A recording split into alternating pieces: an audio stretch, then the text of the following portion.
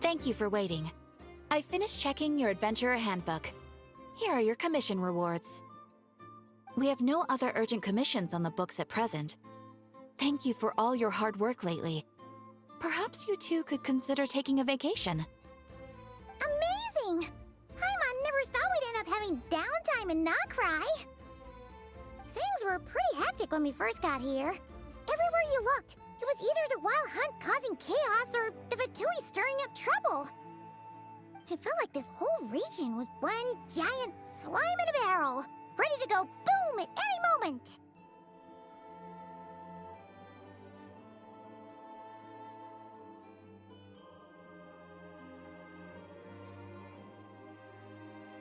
Sure have. Things were looking pretty dicey, but in the end, we managed to turn it around. Whoa!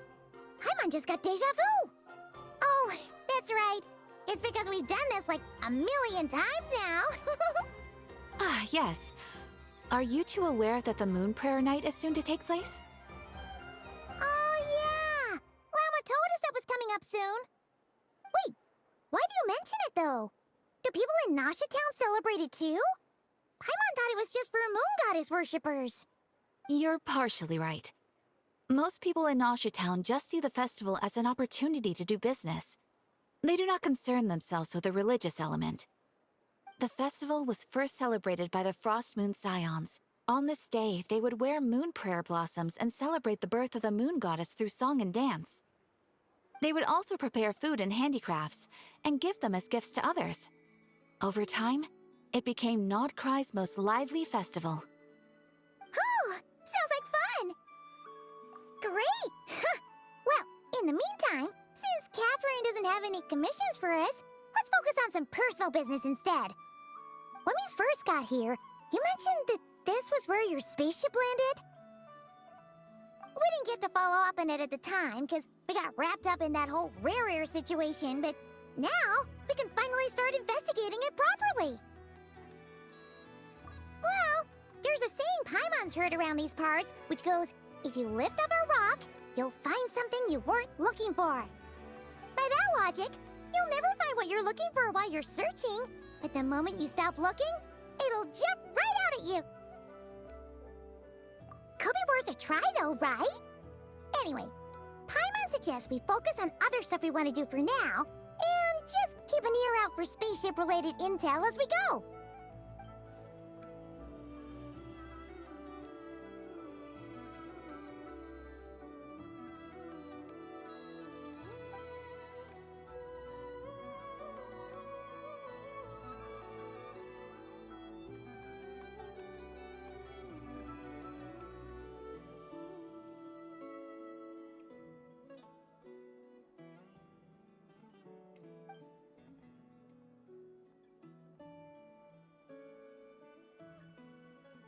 What's wrong? You look super serious all of a sudden. Huh? Paimon gets why you'd be concerned about Columbina, but what does the doctor have to do with anything?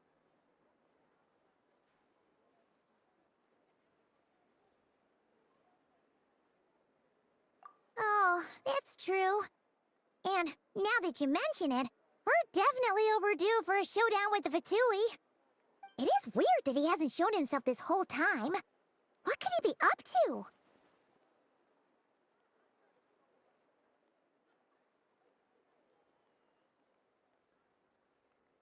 True. Paimon would much rather deal with Marionette anyway. She says the meanest things, but when it comes down to it, she doesn't seem like a bad person. Maybe it's the pressure of being a Fatuse? Especially as a Harbinger. Does she feel like she's gotta act tough to keep up appearances or something? But then, every time we headed out with Rarier, she always wound up having to repair Polonia and her other robots. That's gotta sting. Losing face always hurts more for people who care a lot about their image. She's probably still furious about it. What? Relax! She's not even here! Huh? What's the matter? Oh, nothing. Sorry, we'll be on our way now. Where are we again? Oh yeah, Columbina? Right, yeah, let's go see Columbina.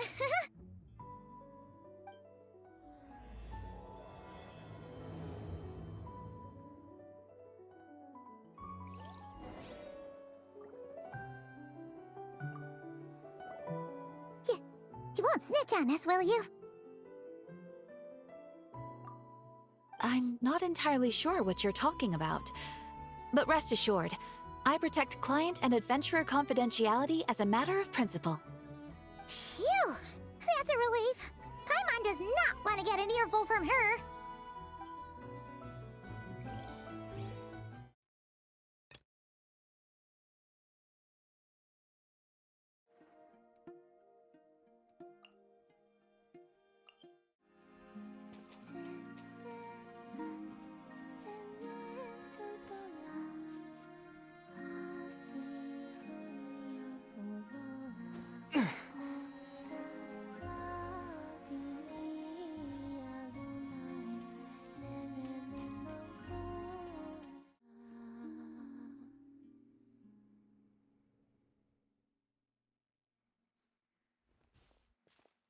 Hey, she's sitting up! Is me sitting here a rare sight? No, we just thought you'd be resting. Perhaps I would have been, were it not for the sudden arrival of some unexpected guests. Not that I consider it a disturbance. After all, you are the only ones who are free to enter. Would it not be a little unfriendly of me to lie down while we speak? I didn't realize you put so much thought into little things like that.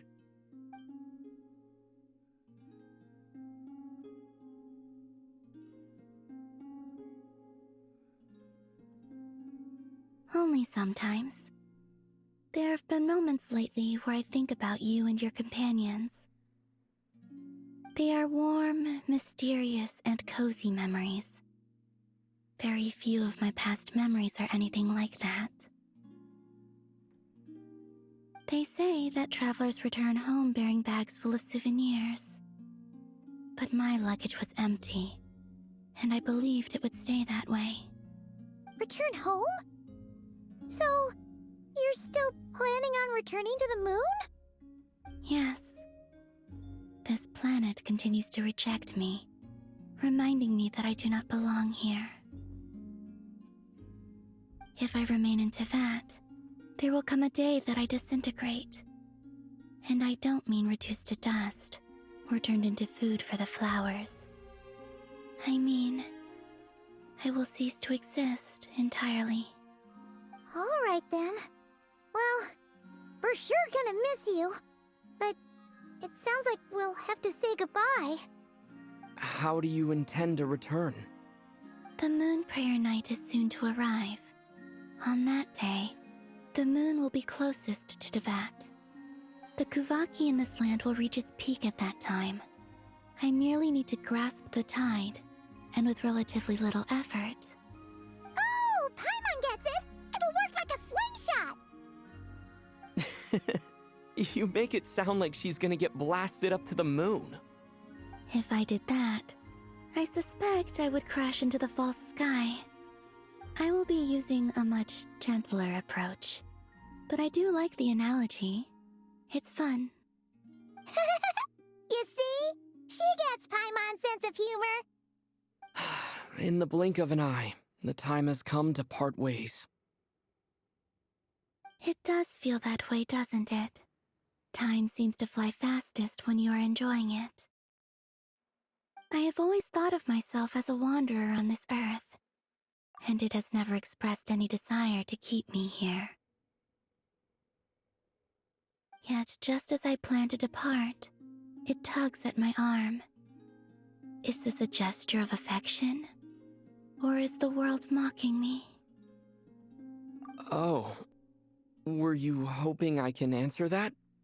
Yes, you are a traveler, so you must have a lot of experience in this area. Then, what I would say is, enjoy the moment. That's right! Don't overthink it! Happiness is happiness and joy is joy!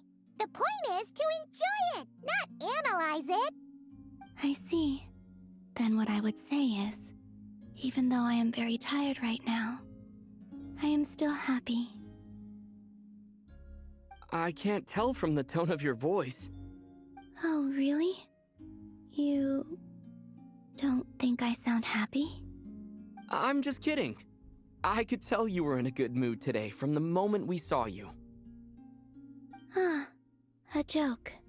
Albeit not a funny one. Anyway, I assume you're here about you-know-what. Give me your hand. Actually, it's not that. There's something else we wanted to discuss with you. Oh, then, do you still want to give me your hand? Or not? Sure.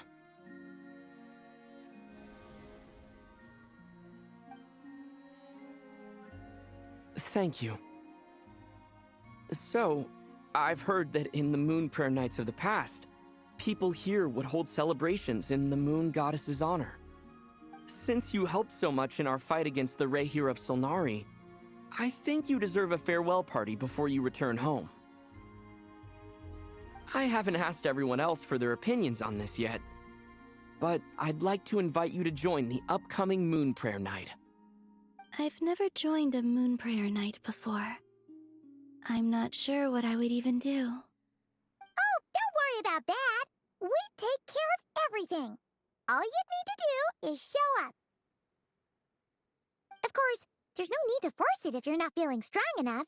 It's just, this kind of felt like a golden opportunity.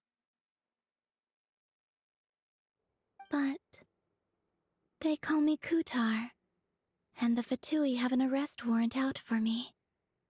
I shouldn't appear in public right now.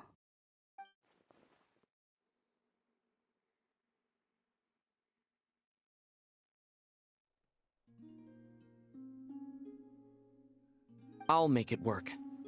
You have my word. Yeah, we got your back. Well, he does. Paimon's actually not too sure what he's planning. All right, if you're sure. I will not refuse your invitation. I suppose it wouldn't hurt to pack a few more sights from this world into my suitcase before finally learning what my homeland looks like. Oh, if you see Lauma, please tell her that my answer to the question she asked me is neither yes nor no. Rather, it is, there is no need. That was kind of cryptic, but sure. Guess it's between the two of you. We'll pass along the message. Bye for now.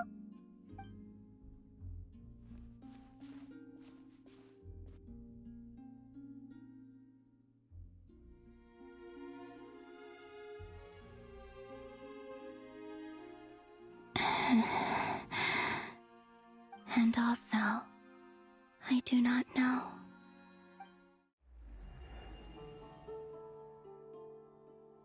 Since she's agreed to join the festival, let's go see who else wants to take part. Lauma's gotta be the person most familiar with the Moon Prayer Night. We should start with her. Also, what exactly is your plan to keep her safe? Not sure yet. I'll figure something out. What? Are you serious? And Paimon even gave you her vote of confidence back there! When did you become so sneaky?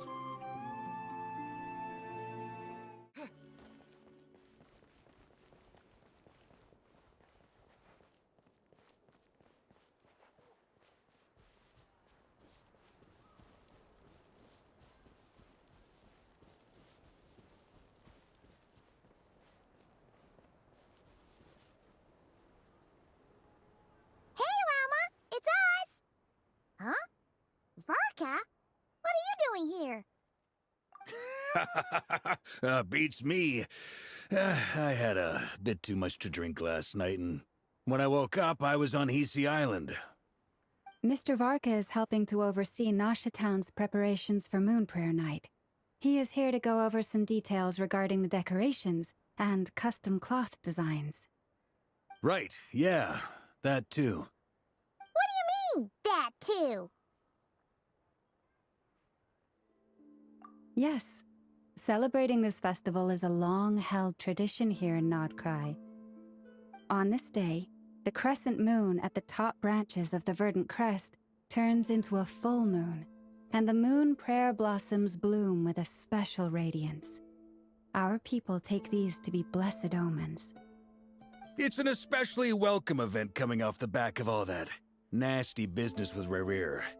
Everyone got put through the ringer recently, and now they're looking to turn their fortunes around. The big shots in town all agree that a big, lively celebration is just what we need to rebuild people's faith in this place. No wonder Catherine said that people weren't so bothered about the religious element. That's right. It's become more of a local custom by this point. The celebrations have little to do with whether the religious stories behind this event are true or not. Even the Frost Moon Scions are eagerly awaiting the coming of Moon Prayer Night, despite now knowing that their past beliefs were founded on a falsehood. That's fair. It's a bit like the Lantern Ride in Liyue. It's a chance for people to enjoy themselves, not debate the existence of the Adepti.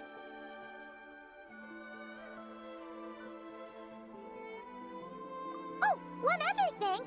We just went to see Columbina. We went ahead and invited her to take part in the festival this time. Hope it's okay. Wait, so... you mean she agreed to it? Huh. That's quite a surprise. Then, I suppose that she intends to return to the moon on that day. Oh, yeah! It's kind of a complicated process, but basically, it's like a slingshot. I understand. In truth, I had a feeling that she might make such a decision. Well, if Kuthar has decided to participate in the festival, we should prepare accordingly. Yeah, exactly. She was saying how it could be risky for her to show her face in public. We were wondering if there was any way we could hide her. Unfortunately, the people who carved the statues did an excellent job of capturing her likeness.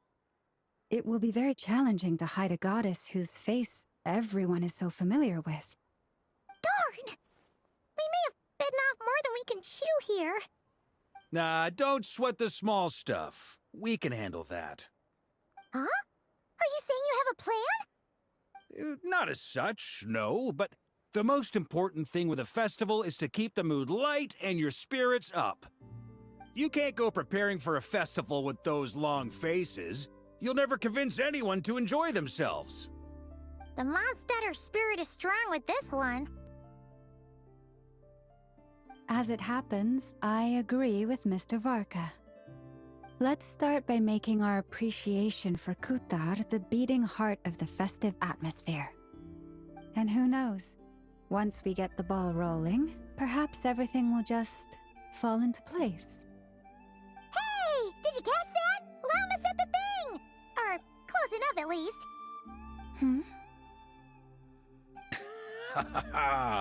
I'm looking forward to the Moon Prayer Night already. We have a festival in Mondstadt called Windbloom, and you can always tell which couples are celebrating it for their first time by the smiles on their faces. Big, beaming smiles like their whole face is glowing. And I have a feeling we'll get to see that same smile on the Moon Goddess's face at this festival. Not quite the same, surely. Anyway, I'll take care of business in the city, but I'll have to leave the decor up to you and the Frost Moon Scions. No one else can capture that traditional aesthetic quite like you guys. But lastly, there's the final key element that brings the festival to life. Companionship. Before you leave, let me show you something that we've been preparing. Mr. Varka had asked to see it already, so you may as well tag along. Also, I have some further questions about Kuthar's decision. Huh! What's this? They sure look like they're having fun.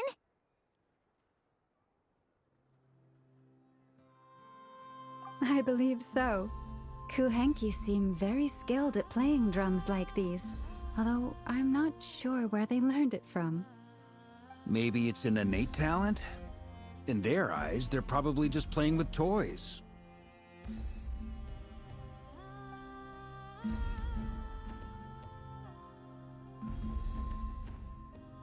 Wanatar! You wanna play too? Yeah. She looks more confused than anything.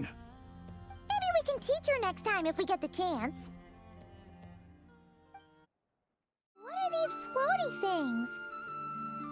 Moon veils. We hang them from buildings in the city during the festival.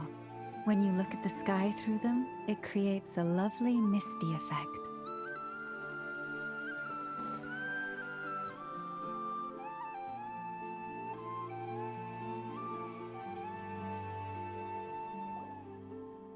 Everyone seems hard at work.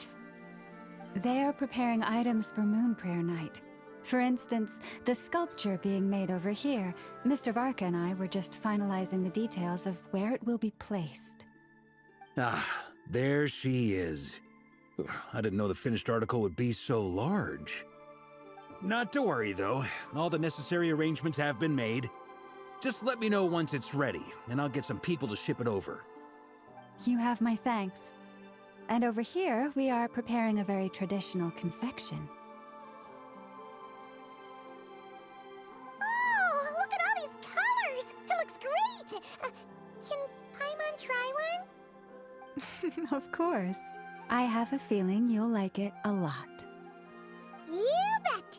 Sweets and treats are Paimon's favorite. If you included those in the Feast of the Moon, I bet Paimon would have joined the Frost Moon Scions by now. There will also be verdant crests like this present in Nasha Town during the festival. The timing of Moon Prayer Night is not completely set in advance.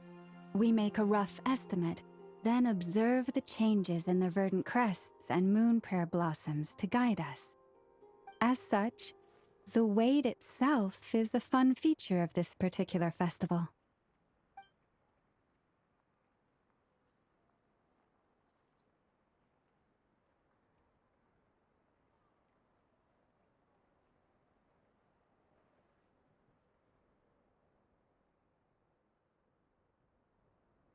Let's talk here. To tell the truth, I am very surprised to hear that Kutar is willing to participate in the festival. I once asked her if she'd be willing to stay with the Frost Moon Scions. I could introduce her to everyone, and we could be a family to one another.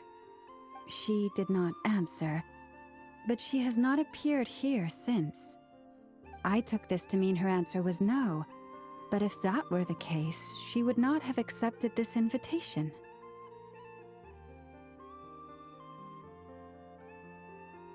Ah.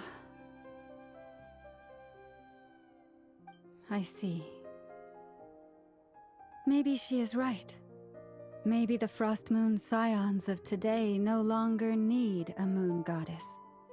But my wish was not for her to come here and be worshipped as a deity. I simply wanted to offer her a place to stay. I'm sure she believes that showing herself here might invite Fatui intervention, and as such, she does not wish to cause us trouble. But what really pains me about all this is that this is her birthplace. She ought to belong here, yet no one has been able to grant her shelter. I think I'm qualified to weigh in here. When someone's about to depart on a long trip, what they need is blessings, not burdens. We should wish her the best, not make the journey harder than it already is. Anyway, she's agreed to attend, hasn't she? All we need to do is simply respect her decision. I see your point. Yes, she will soon depart after all. Our job is to leave her with some happy memories. Besides, who's to say her journey to the moon is a one-way trip? It's not like she can't come back and visit if she wants, right? Paimon agrees wholeheartedly. Festivals are all about having fun, so let's keep it simple. All right, I'm gonna head back to Nasha Town soon. Want to come with? I'm guessing you have some other folks to visit there. Sure thing, let's go! Bye for now, Wilma! Thank you all. Goodbye.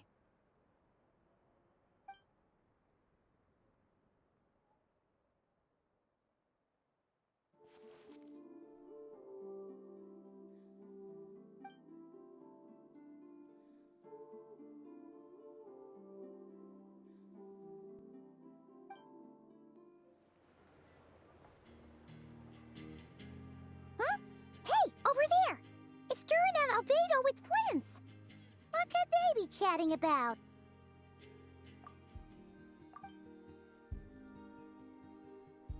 Your guess is as good as mine. Ah, Grand Master, and the Traveler in Paimon. Hello there. It's been a while. Perfect. We have some new volunteers for our investigation. Wait, let me guess. The righteous Lightkeepers are finally ready to hunt down the Abyssal Dragon? Haha. Yes, that too. Yeah, right. Oh, wait. Why does everyone keep saying that too? Well, to be precise, the facts match, but not the causality. Wait, so I guessed right?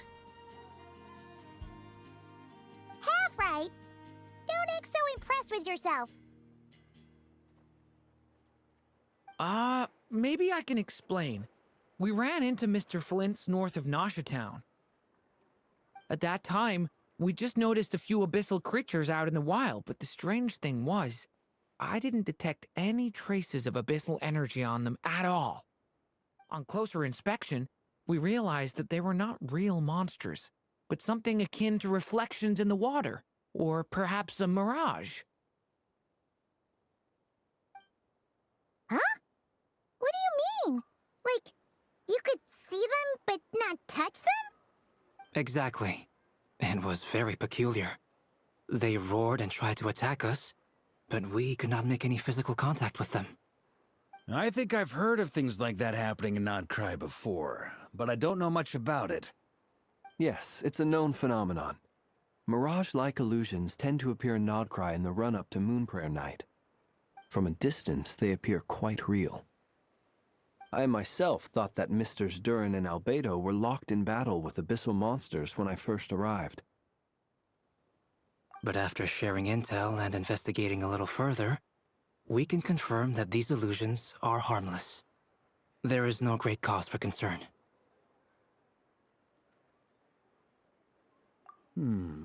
All the Mirage stories I've heard are either animals, rocks, or small houses. Abyssal monsters, though?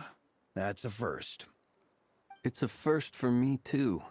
So I'm planning to look into it further just to be on the safe side. I intend to inspect a few more locations. What about you two?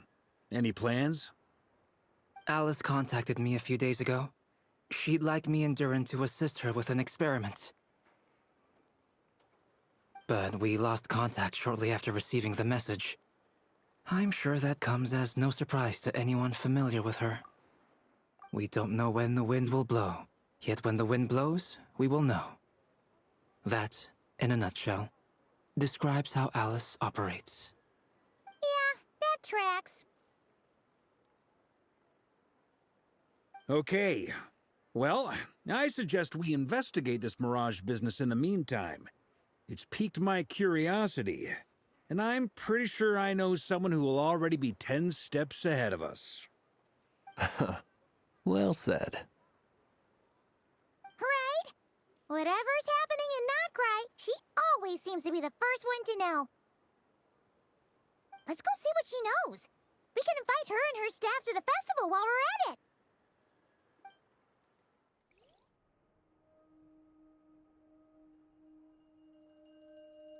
You're right, I have noticed.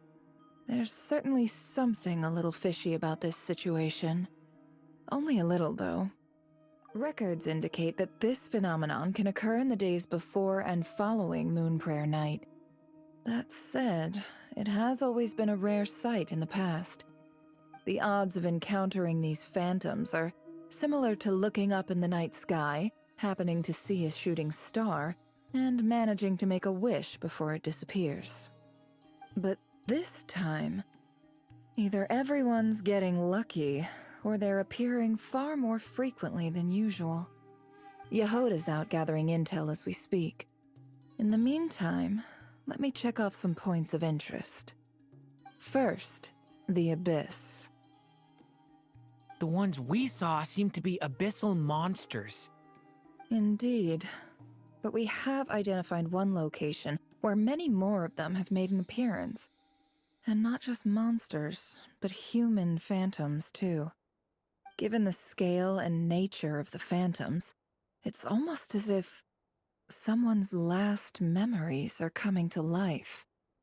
Or perhaps the memories of multiple people.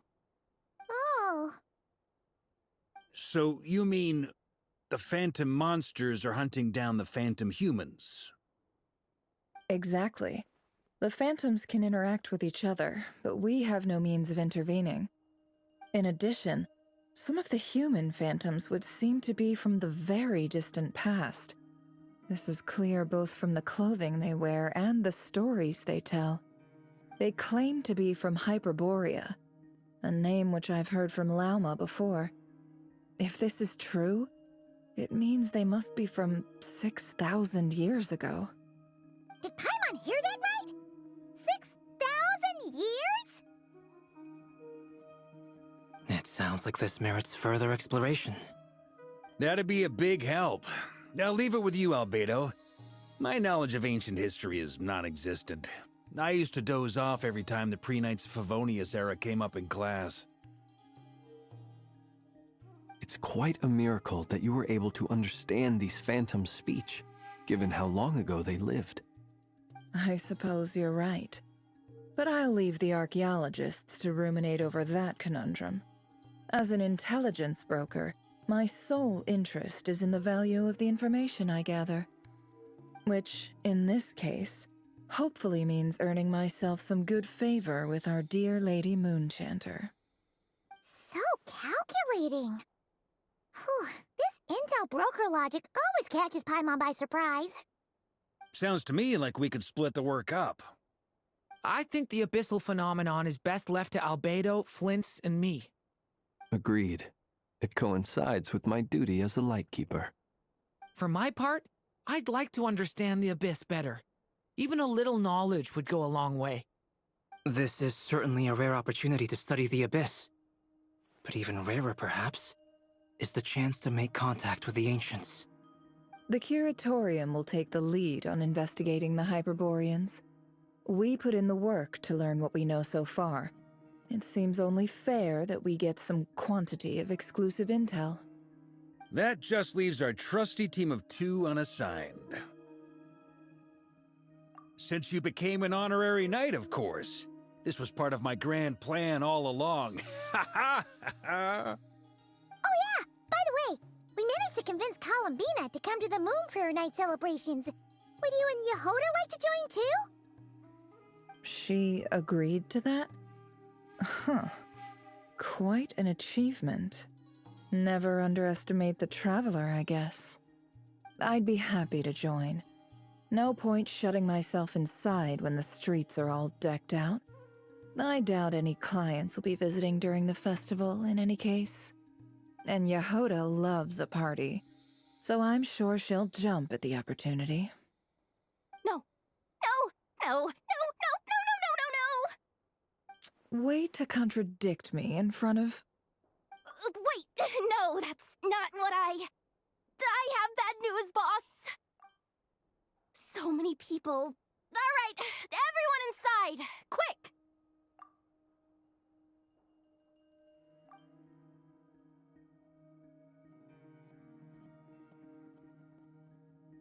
This is gonna sound crazy, but hear me out. I saw one of those phantoms at Star Sand Shoal, and it was some sort of flying ship. Like a spaceship? That's gotta be the one you came to Tibet in. You said you saw the same thing through the moon marrow, right? Huh? You already know about it? Ugh, I thought I was gonna blow people's minds. Turns out I'm the last to find out. Wait. Back up. You came here in a spaceship? Now my mind is blown! What's it like on the inside? Was it like flying through space? I want to know everything! Yep, exactly. Huge discovery. You're the best, second best intel broker in the world. After your boss, of course. Wow. Really? Well, I don't know if I'm all that, but... I guess that decides where we're heading next. Come on, don't look at me like that. I know the spaceship doesn't have anything to do with me, but you don't want to leave me as the only one twiddling my thumbs, do you? Please? Fair enough. You can tag along. In that case, let's meet back here to discuss our findings once we're done. I wish everyone a productive investigation. You too.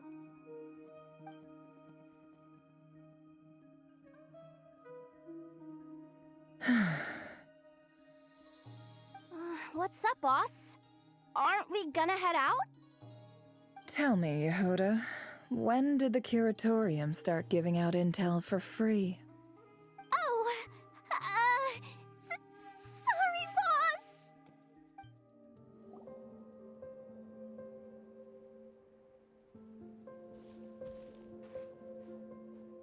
Wow, what do you know? Yehoda was right on the money. This phantom really is your spaceship. But that's so weird. Why would it show up here? Is it some kind of projection? Or a ghost? Like, maybe it no longer exists, but somehow it left an afterimage? Ah, you're already here. Miss Lauma, what a surprise. I thought you were busy with festival preparations. I was, until one of our people informed me that a strange sight had appeared at Starsand Shoal. No one's ever seen something quite like this before. I thought I should see it for myself. Same here. Oh, so we heard that these things appear around the festival period. Any idea why that is? Unfortunately not.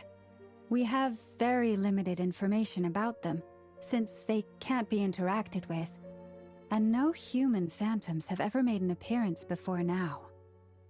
The most we've been able to deduce is that these sightings appear to be connected to the increase in Kuvaki energy around this time. Yeah, seems like that's all we can do. This is all so confusing. Allow me to lend you a hand.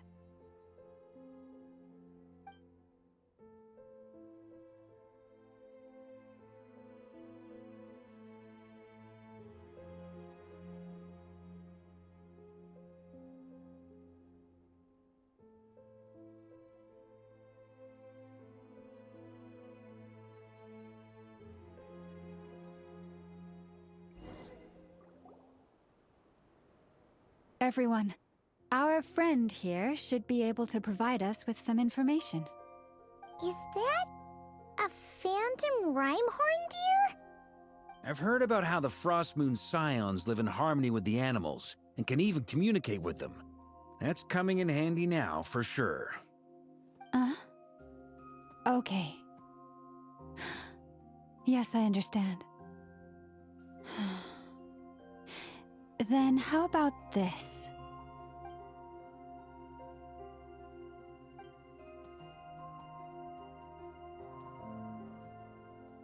Oh, it's leaving.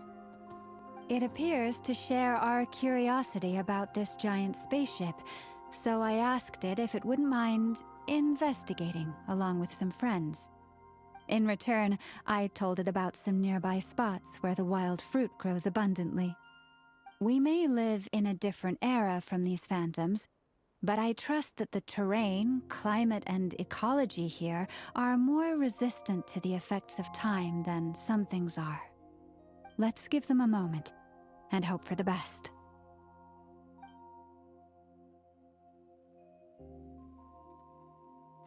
All back together? Must have been a lot of fruit. Indeed. Now let me ask them some questions.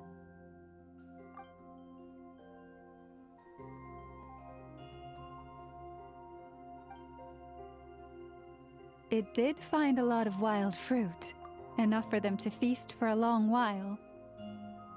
This puffin circled in the air several times, but didn't spot anything out of the ordinary. Certainly nothing to do with the spaceship.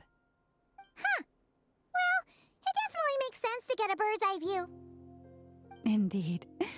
Other than that, I was also thinking that the world these phantoms see is also different from ours. Oh, I get what you mean. The wild fruit exists in both times and spaces, but there might also be things that only exist in that space-time, which we can't see.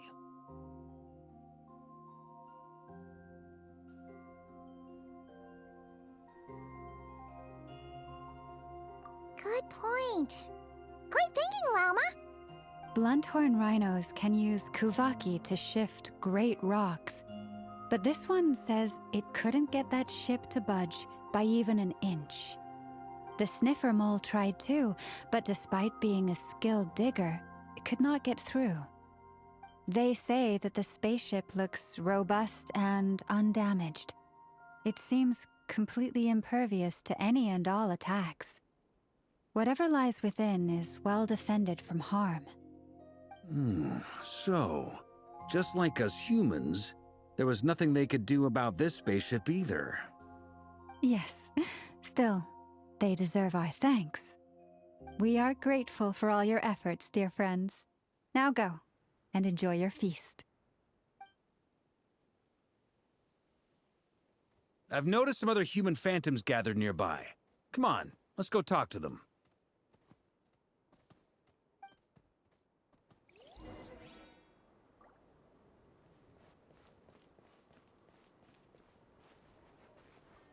Those illusions and those people. It's all a little creepy, don't you think? Nah, all part of the festive atmosphere.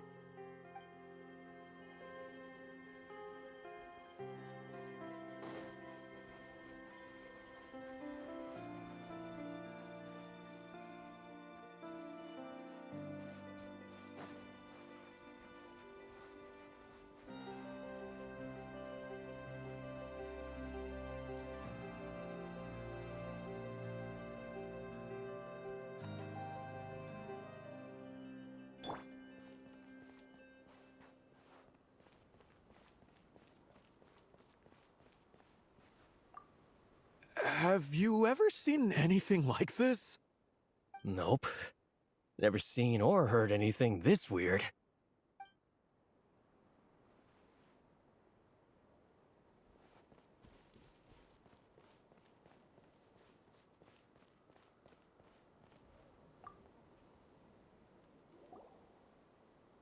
What is this thing? I've never seen it move, and there's no way to get inside. Goodness knows. My grandpa says it's been sitting here at least since his grandpa was still alive. What about his grandpa? Did he say anything to your grandpa's grandpa about it? Huh? I don't know. In all likelihood, it was here back then too. Hard to imagine something this huge could move. Guess that means that as far as they're concerned, this ship's been around a long time. Come on, brothers. If we can get even a small chunk off of this thing, it's gotta be worth a fortune. Today is the day we strike it rich. Huh?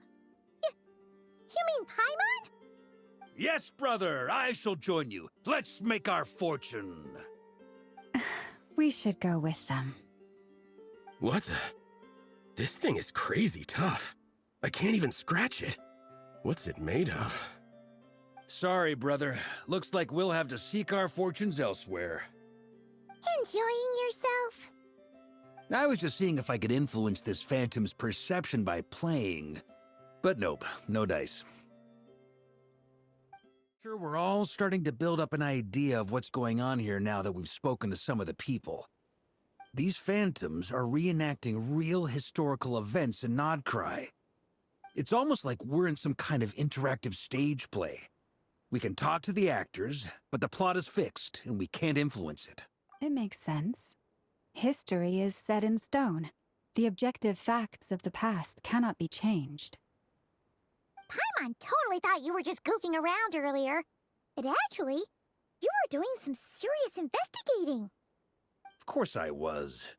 Anyway, at this point, I think we're forced to conclude that although the Phantom spaceship is right there in front of us, we aren't going to learn much about it from these people.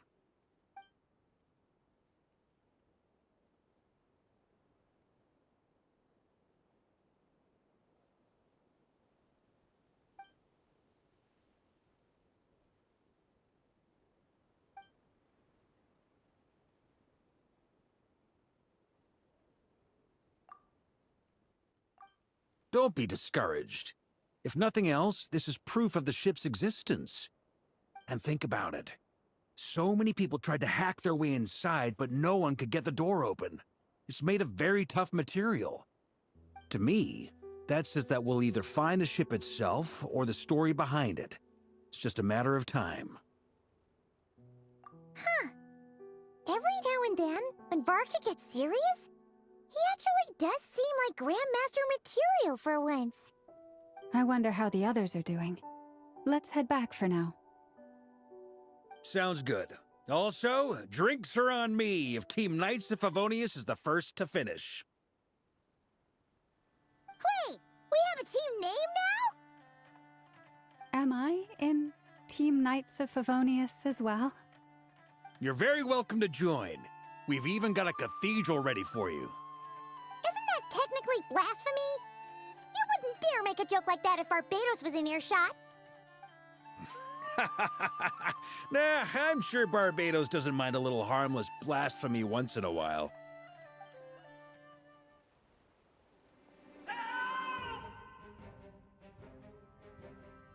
Oh, no! Get away! Oh.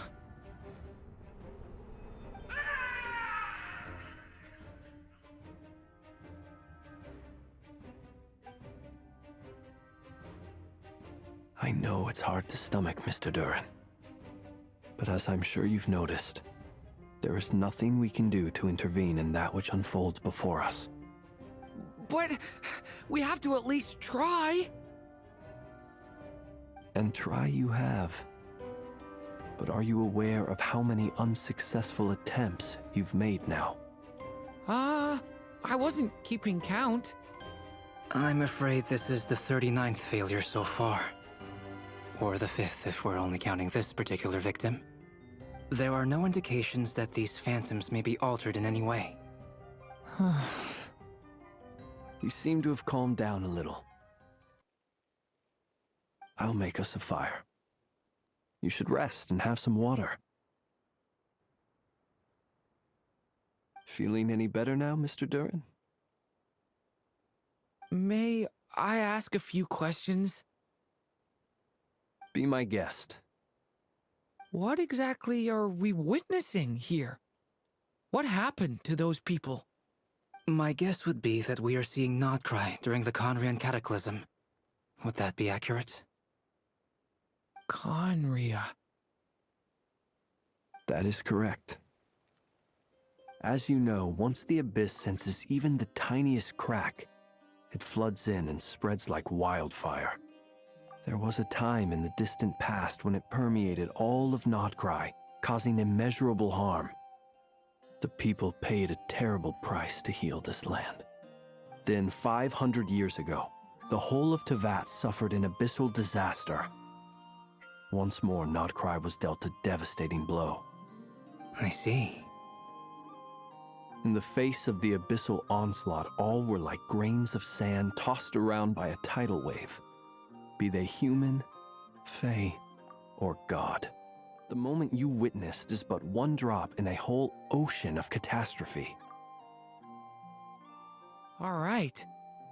I guess that answers my second question, too. I wanted to know why there's nothing I could do to help them, and that's because what we are seeing is history. That would be my guess as well. As I understand it, history and fate are not all that dissimilar. The latter may be unseen to us, but both are immutable. Yes. Fate was determined long, long ago. I still have a couple of other questions for you, Mr. Flint's. You mentioned more than one abyssal disaster that has struck this land in the past. How can you be sure that what we're seeing is from the Conrian incident? And also, how are you able to stay so calm when you're talking about these events? From everything I know about you, you're not cold or ruthless, and you're not indifferent to the suffering of others. Alas, I am forced to show my age. I must be 600 or 700 years old by human measure. Wait, so you... One is not easily moved by history when one has witnessed the truth firsthand. I'm sorry. You needn't apologize. Your passion is a good thing to have. Treasure it, because someday you may find it in terribly short supply. Now, at the risk of offending you, I have a question in return. Your curiosity toward the abyss, is it born from hatred or because you sense its call? I only ask because I kept a fragment of Rarir's body in my lantern for a short time. Specifically, his heart. So I know what a burden it can be to carry the abyss with you. And I hear its power growling from somewhere within you. In my eyes, your mere existence is a miracle. My honest answer is... I don't know. I don't think I have the confidence to say for certain. What I will say is the abyss is not the only issue that haunts me. Even before I became who I am today, the question dogged me constantly. Should I even exist at all? My doubts remain unresolved. But when we fought Rarir, something became a little clearer to me. Sometimes it is the darkness within us that allows us to achieve the impossible. I certainly got the sense from your 39 attempts that you were trying to achieve the impossible. It sounds like you've resolved to see the truth for yourself. Absolutely. In that sense, he and I are quite similar. Then I wish you every success. I look forward to the day of your transcension. Well, if everyone's caught their breath, I suppose we should head back. Oh, and one last thing. I'd appreciate if you kept our discussion about history a secret. Incredibly, our separate investigations led us all to the same conclusion. Hooray for consensus! Yeah, but we barely learned anything, though. I totally thought this would be the mother lode. Talking with the ancients? I mean, come on! But nope. All we got was useless snippets of conversation. And all this stuff about moons and hyperopia. What a load of baloney. Seems like people back then had a few screws loose. I understand your frustration. We found the same issue. Each phantom only showed a very brief moment in time. There isn't much value to be found in these miscellaneous fragments of a civilization's history, no matter how glorious it may have been. If there's a silver lining, it's that these phantoms are harmless to the present reality. They shouldn't get in the way of the festivities. Paimon agrees. And not just because it's the first thing she understood in this whole conversation. You look disappointed, Nefer. Is something the matter? What do you think? We all worked our tails off, but the only one to gain anything from it was you, Lady Moonjanter. Well, please do share the Hyperborean records with me. I will gladly inscribe them in our people's documents. Oh, duh! Yeah! That was it!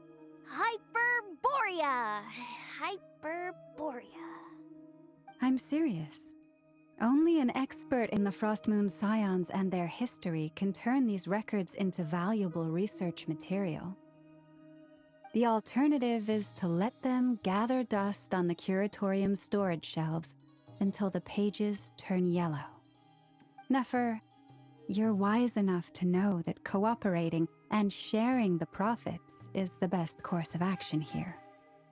Well, that goes without saying. Sure, let's do that. Huh? But didn't you say we aren't supposed to give out intel for free? Sorry. Shutting up. Now is not a good time to push Nefer's buttons. Anyway, back to Moon Prayer Night. I'm thinking that we should prepare something a little special, aside from the usual decorations and so on.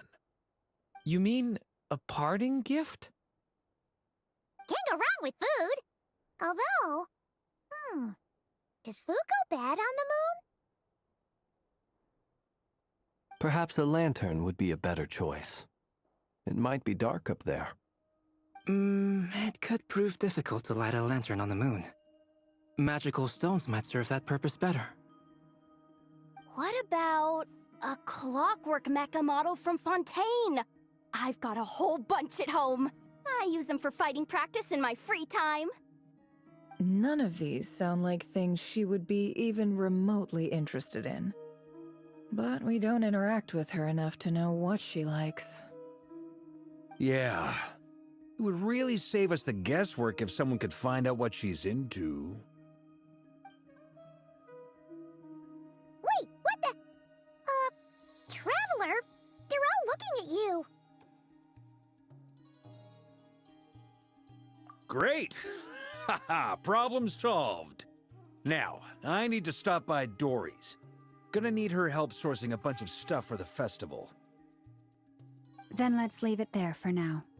We all have our own business to attend to. Traveler, if you find out what Kutar likes, let us know right away.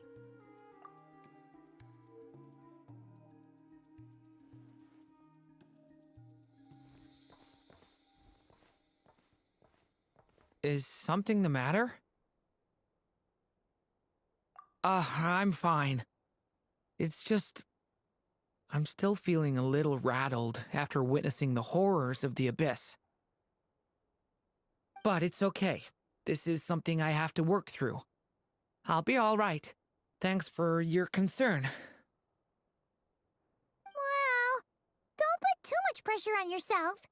If you ever feel like something's wrong, physically or mentally, we're here to talk. Come on. Stop treating me like a kid.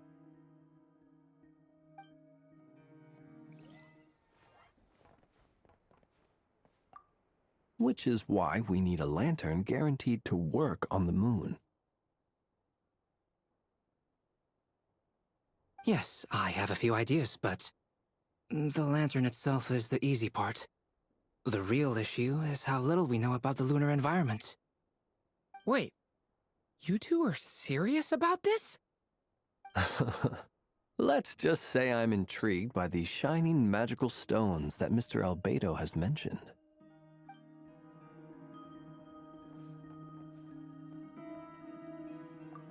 Could you do me a solid and try to smooth things over with Boss Neff?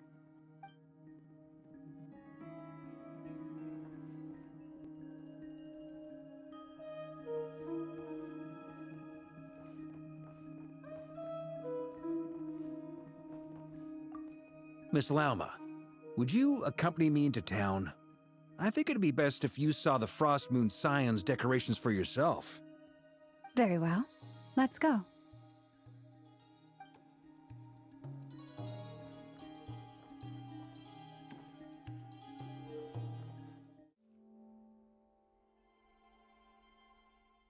Columbina, we're back! Huh? She's not here. Weren't there a few Kuhenki here last time, too? Where did they all go? Walkies? For Kuhenki? You're not pets, you know. Oh, well. Looks like we just came at a bad time. Let's try again tomorrow. There's still a few days until Moon Prayer Night, so we're in no rush. Besides, she needs time to rest anyway.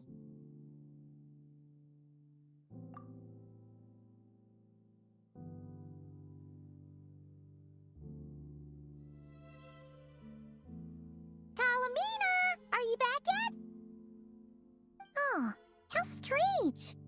Looks like she still isn't here. Right?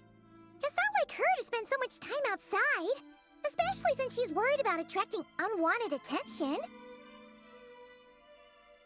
What about Luonatar? Luonatar, you there?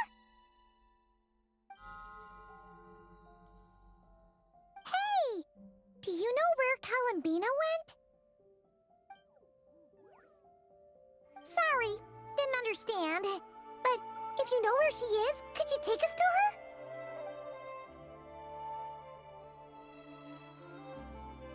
Yeah, that's even stranger. What about him? Oh, that's not good news. They change color when Columbina gets weaker, right? And they look super pale right now. Good idea. She might know what's happening.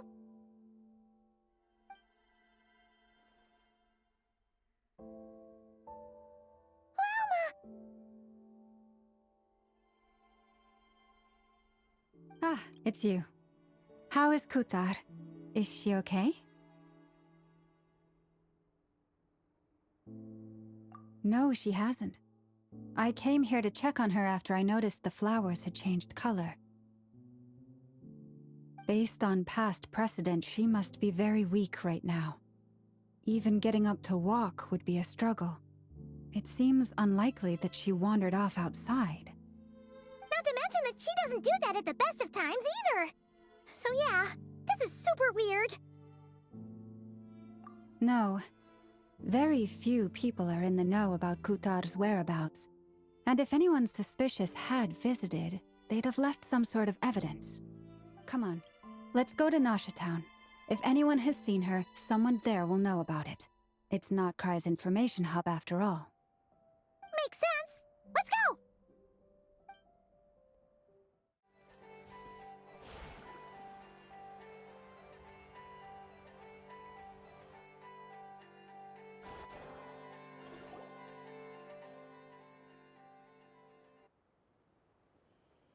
Wait a moment. Is it just Paimon, or is this stall kind of suspicious? It's never been here before, right? No, I don't recognize it. Alas, your free and easy adventure time is over. Now, prepare to face the final boss of Nod-Krai. Whoa! Where'd that voice come from? Not sure, but it's definitely hostile. No, no, no, not that way. The final boss is right here. The sniffer mole? That's the final boss? Surely not. Also... Okay, the jig is up. I'll stop teasing you. Turn around. I'm right behind you. It seems I've managed to leave quite an indelible impression, even though you've never seen my face. Oh, nothing could make a great mage more pleased with herself.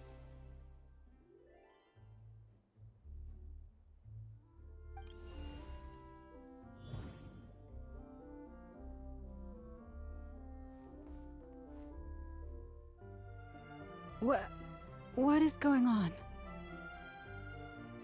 I've heard that all the big shots in Teyvat have long, wordy titles that stun people speechless when they make their entrance. Unfortunately, none of them are affiliated with the Hexen Circle, and we ourselves keep a very low profile. The notorious name-dropping doesn't quite work for us. Still, I, for one, think I'm really quite amazing. So that didn't stop me from coming up with a title anyway. Alice? It's really you this time? Not a lantern or a Dodoko, but Alice in the flesh? Oh, that's right. So, what do you think? How does it feel to finally meet me?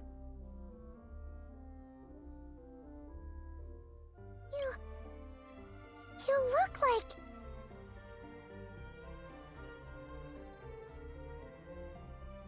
Oh, that's the first thing you thought. A little surprising, but that actually makes me very happy. Because that means that when Klee grows up, she'll be just as stunningly beautiful as her mother. So she's a friend of yours? Kind of. This is actually the first time we've seen her in person. I see. Madam Mage, that was, quite a powerful entrance. I certainly won't be forgetting it anytime soon. Lauma, don't force it. Paimon will do the honors. This is Alice from the Hexen Circle. She's a friend of ours. And of Arcus, too. That's right. She's a good person, just kinda unpredictable. Well, what is the human heart if not unpredictable? Hmm? If we could not do as we please, how would we differ from machines? I am Lauma, Moon Chanter of the Frost Moon Scions. It is a pleasure to meet you. Oh, I know. Before you got here, I spent a good, 15 minutes getting up to speed on Nod-Krai's present situation. In other words, I've read the whole in the last episode part, so we can skip the pleasantries. Fair enough.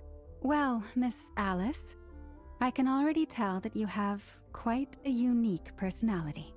He'll get used to it. Paimon sure is. So anyway, what are you doing in Nod-Krai, Alice? Oh, I thought I told you already. This time, I'm the final boss.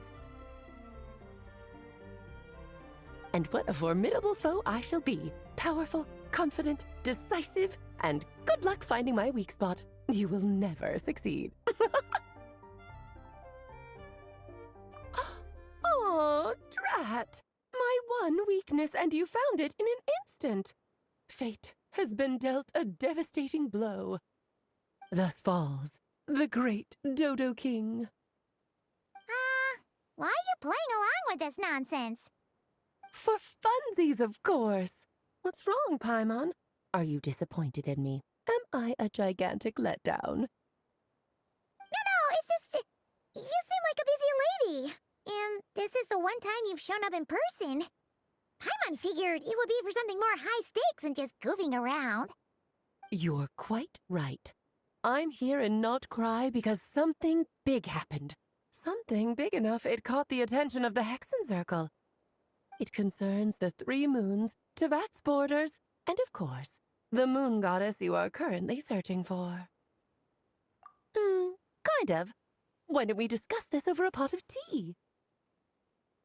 My main reason for coming on this trip to Tevat was, of course, to have some fun. But I do technically have a job to do as well, namely, maintaining the stability of Tevat's borders. I'll skip over the complicated parts, but to sum it up, abyssal energies are all that lie beyond Tevat's border. We'd find ourselves in a real pickle if they ever made it through. And the phantoms you've been seeing are a sign that the border has been disturbed. No wonder they tend to show up around Moon Prayer Night. Is it because the real moon is now so close to us that its power can cross the border? In part, but only a negligible amount passes through. Just enough to influence the verdant crests and so on. And as you've noticed, there has been an unprecedented number of phantoms appearing this year. The influence of the moon beyond the border cannot explain this. No, there is another far greater factor at play. The trilunar syzygy. A trilunar syzygy.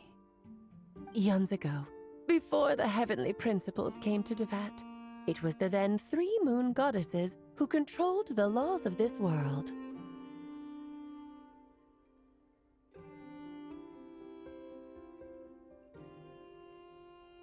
Oh, that's exactly it!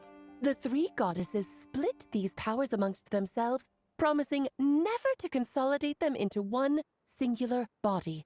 This was meant to keep the world stable. But, fast-forwarding to the present, the eternal moon's marrow is with you, while the iridescent moon's marrow, which should never have appeared in this world, has been retrieved. Add that to the presence of a moon goddess in the flesh and... the power of all 3 moons is gathered here in Nod-Krai. There hasn't been an event like this since the War of Funerary Flame. And it's having a noticeable effect on Tevat's borders.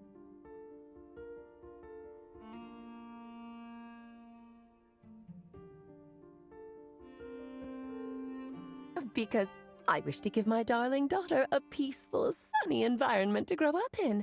Is that a good enough reason? Kinda sounds like you're dodging the question, but it does make sense. Well, That's one reason anyway, and the most important one. The others are a little complicated to explain. For instance, cleaning up after dearest Miss R. Albedo could tell you more about that if you're curious, but right now, I have a more important question to ask you. Why are you collecting the moon marrows? I see. Nicole told me about that legend once. Nicole? You mean meet Anne? Oh, so you remember. Ah, yes, of course. That was a story about fate, her area of expertise.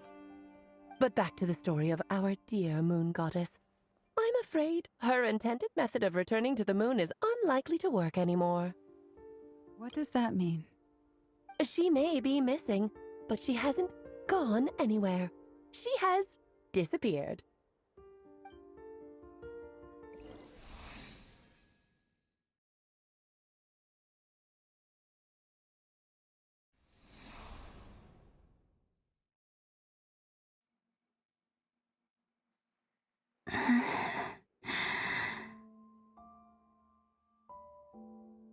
My body is so heavy. Wait, no. It's my mind that's heavy. My arms and legs are as light as a feather. What's happening to me? I feel drowsy, like I've been asleep for too long. Is it daytime or nighttime?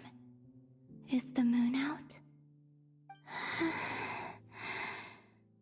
I think I'll go for a walk.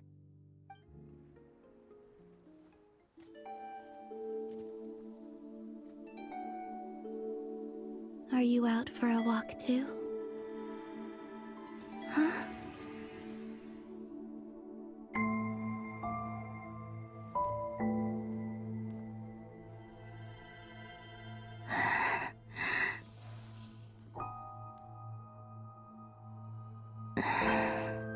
The day has come at last.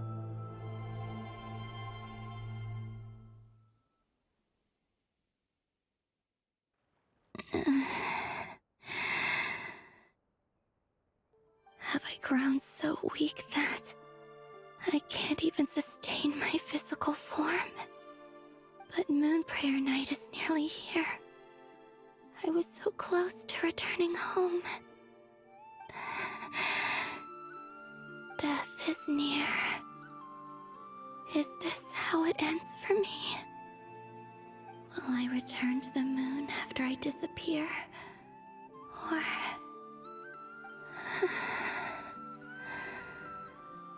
I don't want it to end like this. So far, at least, I still exist. Even if not physically, I can still feel. But as my power wanes, I'm sure that too will fade. I suppose I might take one final look at this world. The world where I was born.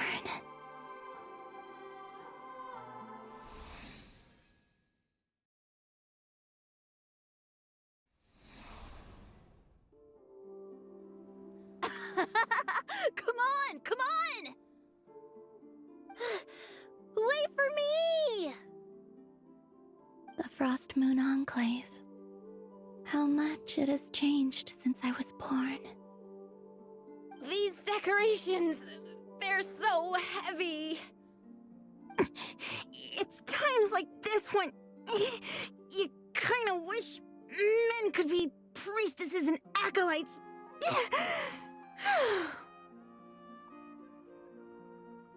How fascinating. I've never had the chance to be privy to people's private lives in this way. In the past, people would get so solemn and serious the moment I showed my face, like they were frozen stiff. Karina, Lametti, it's time to eat. Coming. I want to watch them a little longer.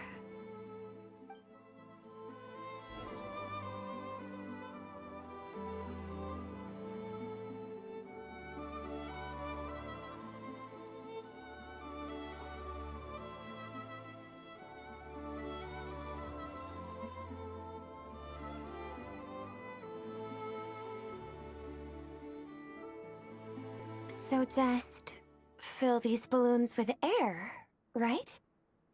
Yep. Try a couple now to test things out. The rest can wait till Moon Prayer Night.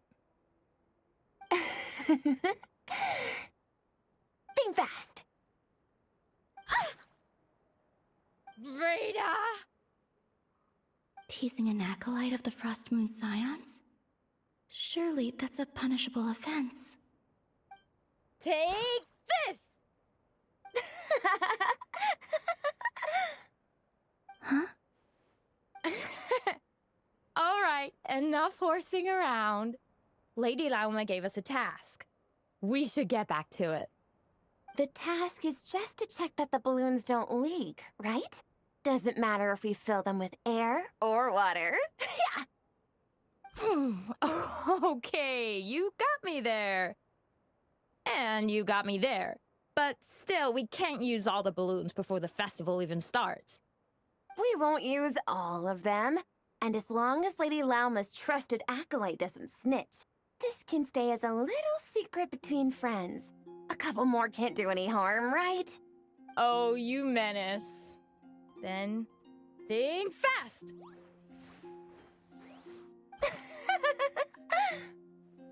Is pumping a balloon full of water really so much fun?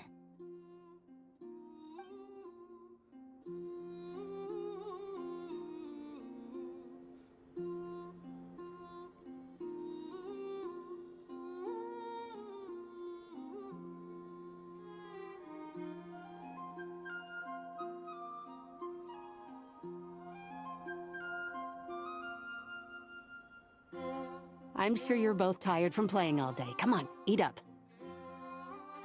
A plain, humble meal. That has always been the way of the Frost Moon Scions. Huh? How come Lametti got a midsummer berry dessert? Oh, I always get Lockaberry. I don't mind sharing. You can have a bite of mine if I get to have a bite of yours. They're sharing food? I've never shared food with anyone before. Even at the Harbinger tea parties, everyone just ate off their own plate. And when I couldn't finish my food offerings from the Frost Moon Scions, they'd leave the leftovers out under the moonlight for the animals to claim. Hey! That was 2 bites! Oh, then you can have another bite of mine. Oh, you too. Oh, don't fret now. Here, have some of Granny's too. So this is what it means to be family.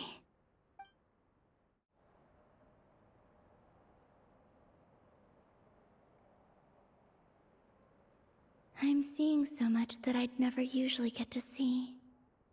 They'd never act like this when I was around.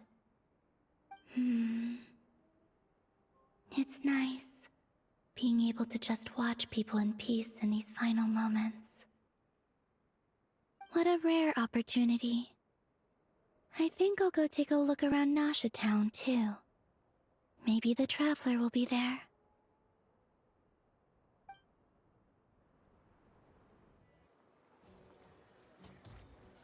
After the War of Funerary Flame, the Moon Goddesses were no longer recognized by Tevat. They lost the whole foundation for their existence.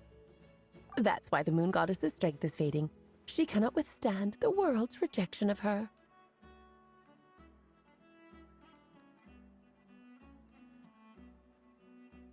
To be more pedantic about it, the Moon Goddesses did something to offend the heavenly principles, and that's why they were ousted. Something of a recurring theme in Tevat's history.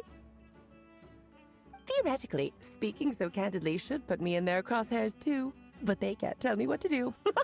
I'll say whatever I want. Anywho, the Moon Marrow energies were but a drop in the bucket for her, and that battle against the Ray Hair of Solnari only weakened her further. Fortunately, it happened close enough to Moon Prayer Night when the Kuvaki concentration here is high. That's the only reason she managed to survive this long. What do you mean, fortunately? You said she disappeared. We're too late. Ugh, what a headache. I thought this was all common knowledge. I guess I have some more explaining to do. Okay, buckle up. It's time for another lecture.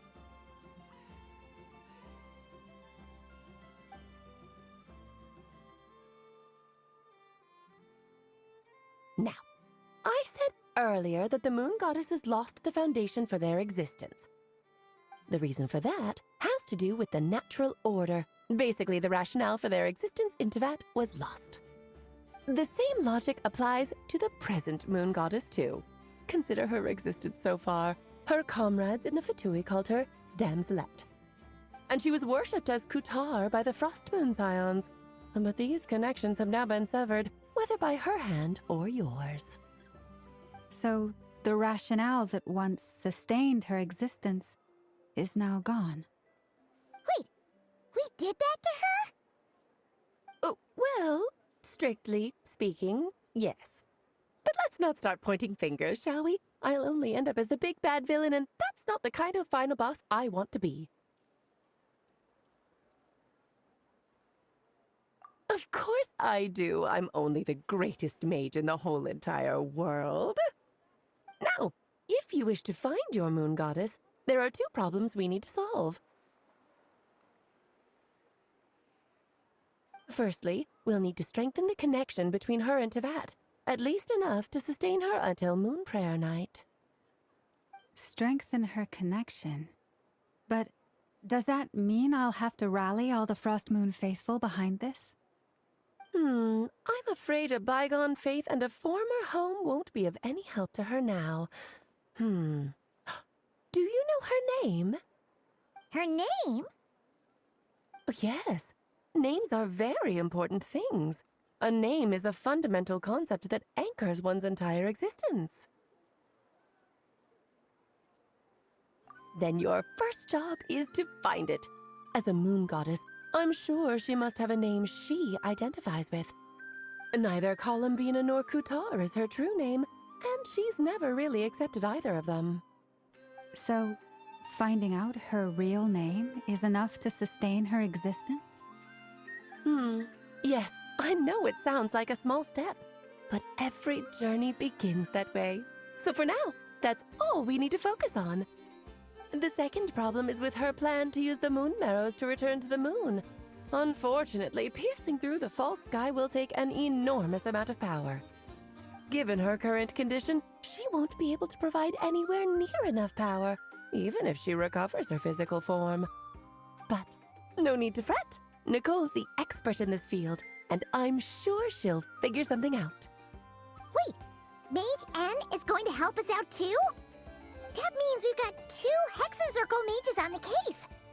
This is turning into a pretty big deal. Actually, this is more of a side quest for me. Like you said, I'm a busy lady, so I can't stay for too long. I'll have to return to Tevat's border soon. That's the upside you get for looking out for my little Klee. Hopefully that will incentivize you to carry on keeping her company in the future. Anyway, jokes aside, you'd better get moving. It will take quite a miracle for the moon goddess's consciousness to hold out till Moon Prayer Night. Oh, I suppose I might as well tell you where Nicole is before I leave. Off you go now. Time to meet your new friend. Oh, yes, and a little suggestion. Don't forget to mind your heads.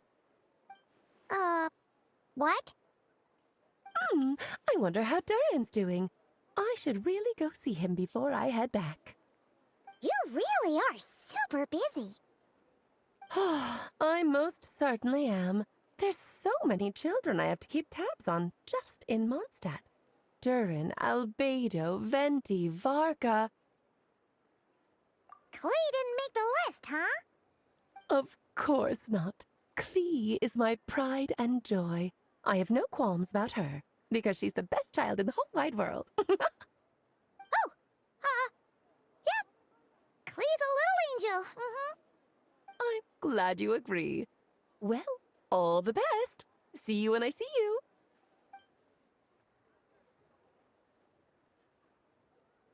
She left in a hurry. Yeah, she didn't pack up her stall. Should we handle it for her? I must say I'm now very curious about her daughter. Klee, wasn't it? What's she like? That's a long story. Come on, we'll fill you in as we go.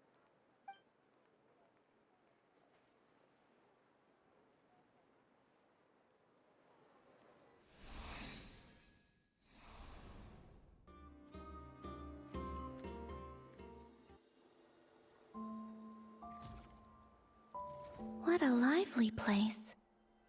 I've never experienced Nasha Town like this before. Hey, you old geezer! Your hammer's rusted through! Who are you calling old geezer? Are they quarreling? I'm looking right at him! You've really gone downhill since giving your daughter free rein in the workshop. Can you even swing a hammer anymore? It shouldn't take you days just to fix a single chair! You might as well use that hammer to massage my back for all the good it's doing. Don't run your mouth, or you'll get a back massage that'll put you in bed for the rest of your life. Look, the materials haven't arrived yet, all right? You know how busy it gets in the days before Moon Prayer Night.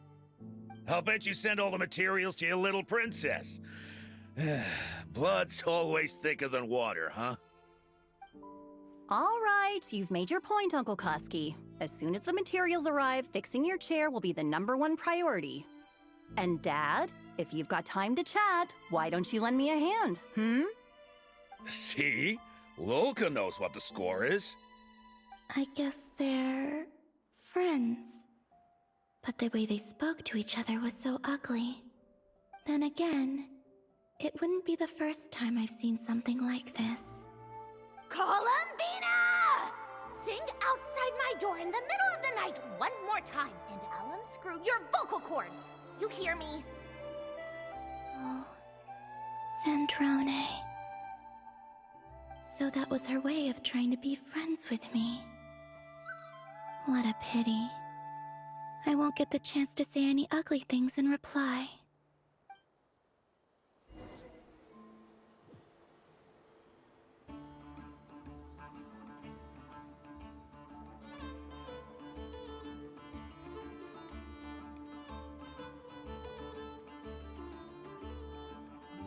Hey, have you decided what to give her for Moon Prayer Night? I sure have. She's gonna get the surprise of her life when she's least expecting it. Then I'll whip out the ring and pop the question. The surprise of her life. What a fun turn of phrase. Cool, I get the picture. You can spare me the gushy details. Ooh, looks like we have a customer. Hello there, ma'am. Would you like some Moon Prayer Night candy? Huh? Is he talking to me? Can he see me? Here you go. Oh. Come back anytime. Right. Now, where were we?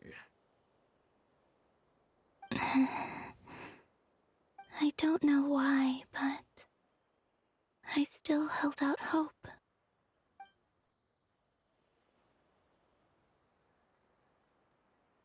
The most important thing right now is to find that mage. This name thing seems super important too, but where do we even start looking? I'd better go pay the Fatui a visit.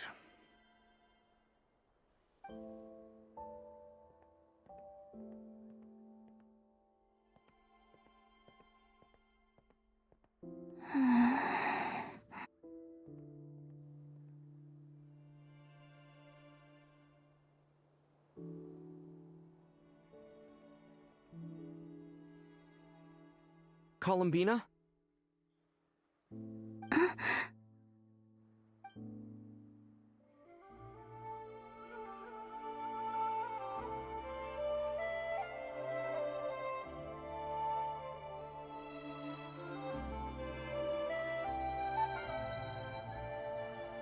Traveler?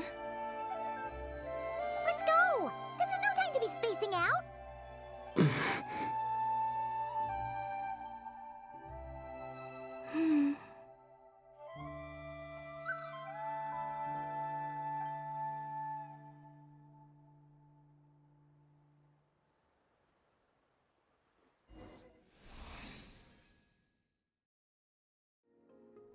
they going? They mentioned a mage and... a name? So, Mr. Varka, are you acquainted with this Nicole? Or should I call her Mage N? Ah, not really. We've never met, though she has come up in conversation. From what I've gathered, Alice kinda took Nicole under her wing.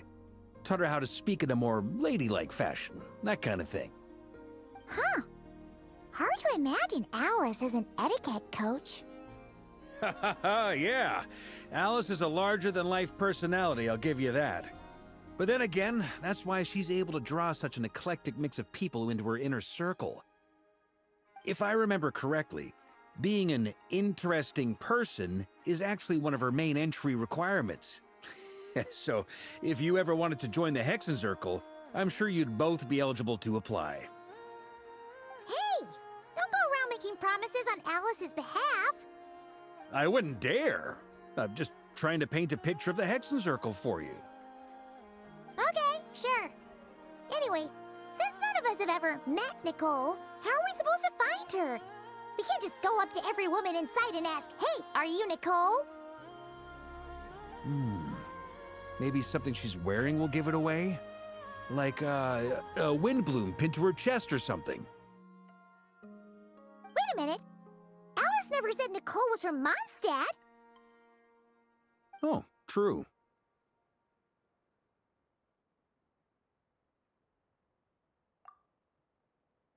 That would be...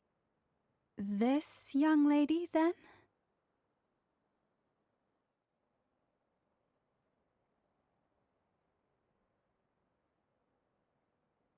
Hey there! Sorry to disturb you, but are you Miss Nicole? Varka, Knight of Boreas of the Knights of Favonius. Alice might have mentioned me before. Mm-mm. Ah!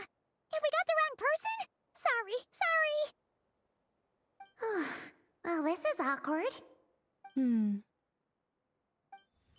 When I shook my head, I meant, no, Alice hasn't mentioned you before. Huh? Where is this voice coming from?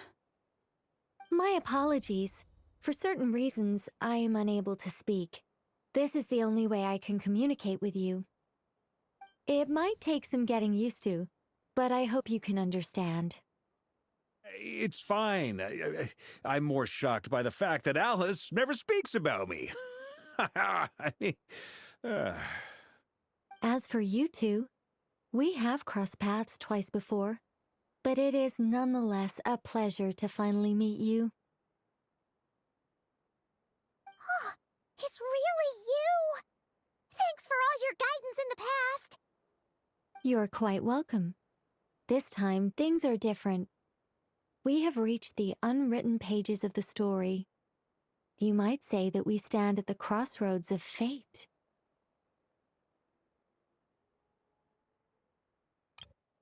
Now then, allow me to formally introduce myself.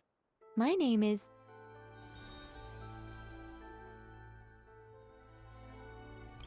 No, stop! Alice! I can't believe it!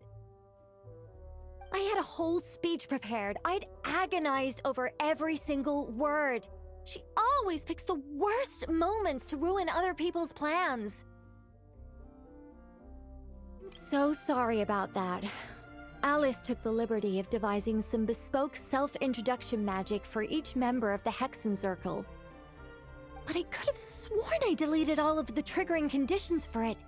How did it bypass everything? Oh gosh, this is so embarrassing. This is a very different side of Nicole than what we're used to. Is she not used to face-to-face interactions? Don't worry about it. We've seen that introduction magic once already, so it wasn't too much of a shock. Please go on, Miss Nicole. We'd love to hear what you have to say, or, well, communicate. Huh? Are they talking to this lady? But... Will you all promise to forget that horrendously embarrassing introduction? sorry, embarrassing. When?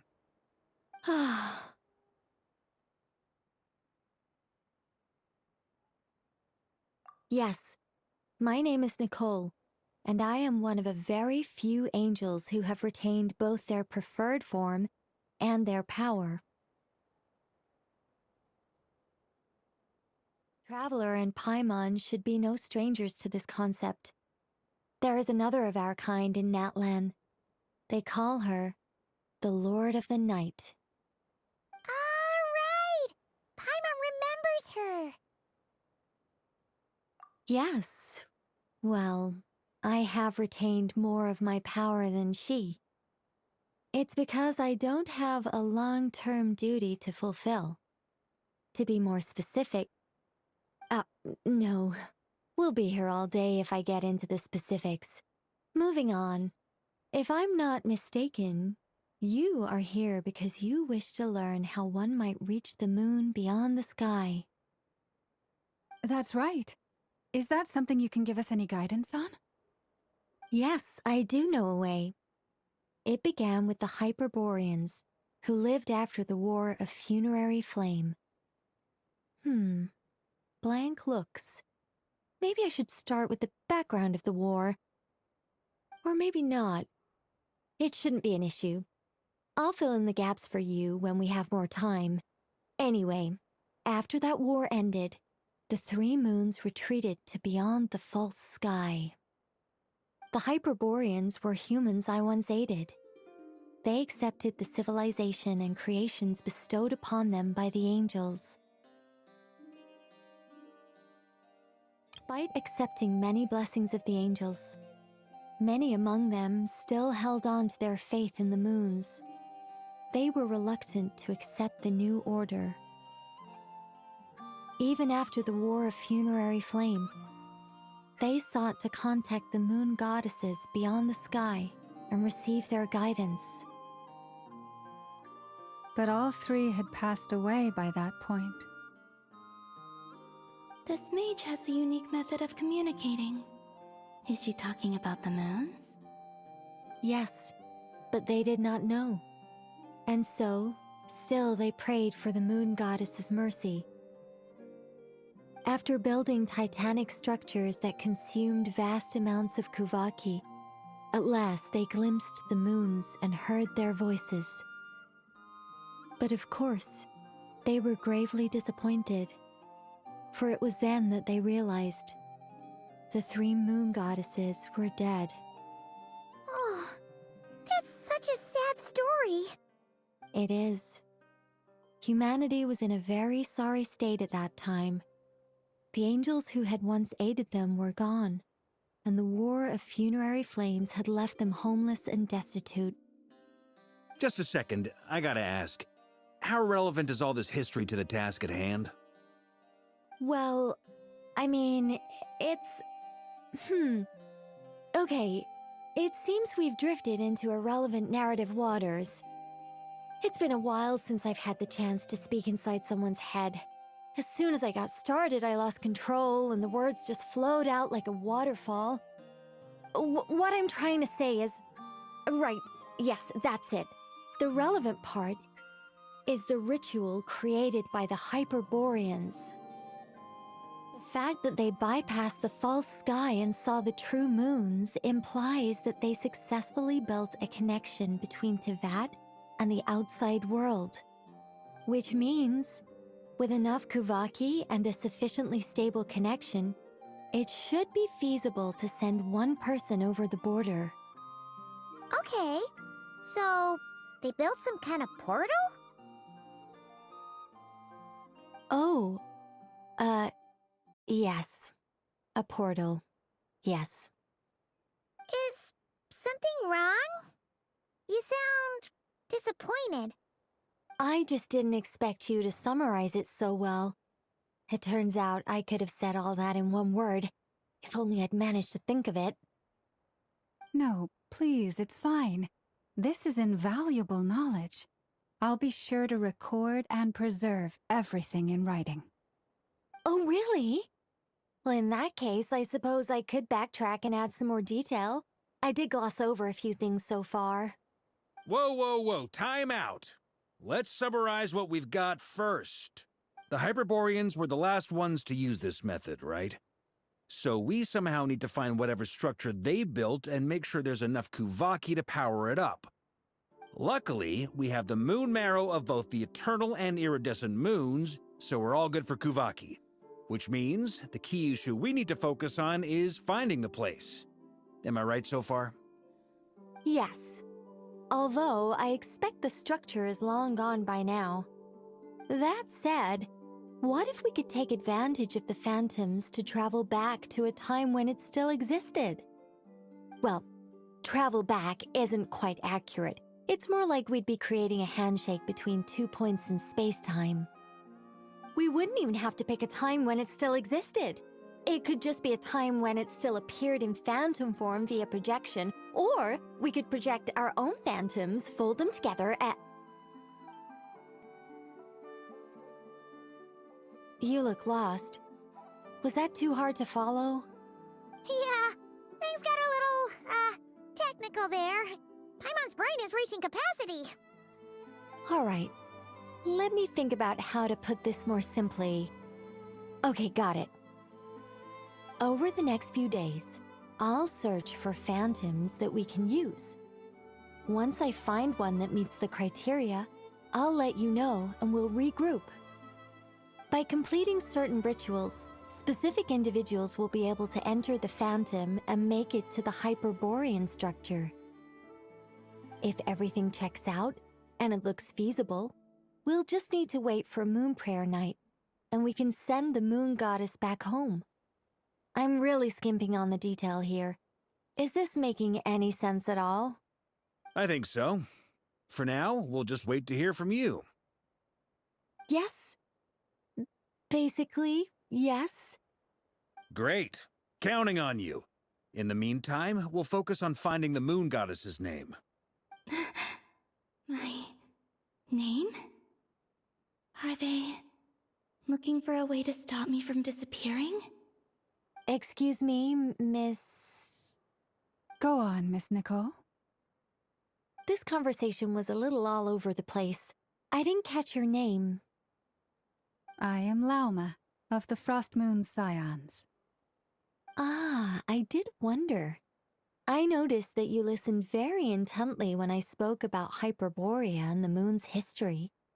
If you'd be interested, I'd love to visit you this evening and go through it again in greater detail. Also, if you were serious about making a record, it would be too risky to simply write down the raw details as is. I would suggest some tweaks. Maybe rewrite the stories as fairy tales or fables, perhaps even prayers. Anyway, we can cross that bridge when we come to it. So, see you later then? Oh, and no need to prepare anything. Just a cup of tea will do. See ya! She seems friendly. It's just... It's so nice to find someone who's actually willing to listen. I've been dying for a chance to finally go through all this systematically from start to finish. Any longer and I'd probably start forgetting it. Now Paimon gets why Alice told us to mind our heads. Ha ha ha ha! What did I tell you? A lot of quirky people in Alice's orbit. Now then, the next order of business is, where do we start looking for the Moon Goddess's name? Maybe the rest of what Nicole has to say might give us some clues. Once I've heard her out, I'll summarize the salient points and share them with you all. I'm also inclined to review our other documents. Yes, our faith was first established by our Hyperborean ancestors, but many of the more factually accurate records are from after Kuthar's birth. Sounds like we're gonna follow Kalabina's journey through Devat, huh? In that case, we'll start by heading to the Frost Moon Enclave. Sounds like a plan. Take this with you. I'll see about getting in touch with the Fatui. It'll probably just be Arlecchino and Sandroni again. They're the only ones who would want to help. Thank you, Mr. Varka. Ha ha ha ha ha! Don't mention it. Honestly, I'm more comfortable dealing with the Fatui than prying into the details of a young lady's childhood. Catch you later. I should follow them, just in case there's some way that I can help. A while ago, I took the time to organize all documents in our possession that pertain to Kutar. What you see here is the material I consider reliable. You're saying there's unreliable material too? Yes. Most of the information we have was transmitted through an oral tradition. Inevitably, some of her stories were mythologized and deified over the years through countless retellings. That's why I organized them into reliable and unreliable. There's no sense seeking answers in history unless we can ensure the veracity of the historical record. Makes sense. Alright, let's take a look through.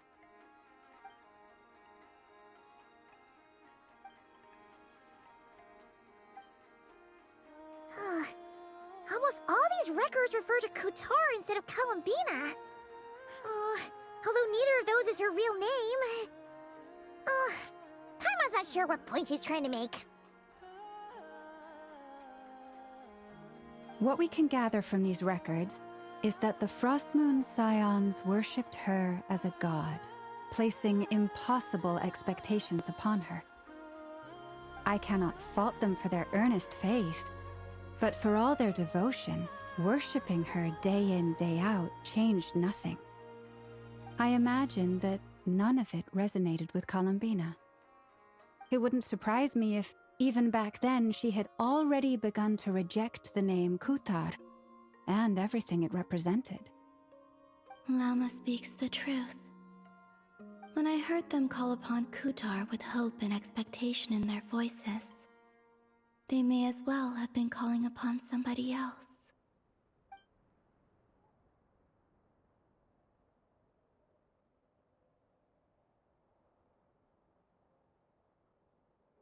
Well, that's a bit complicated. I looked at the level of detail, perceived authenticity, prose style, and how realistic their portrayal of Kutar seemed to be. Amongst the Frost Moon Scions of today, only I know of her existence, and I alone have spoken to her face to face. As such, I know that there are certain things she simply would never do. That being said, I have sensed some changes in her lately. Changes? Me? Seems like this is getting us nowhere. For what it's worth, why don't we check the unreliable sources too? Sure. Give me a moment.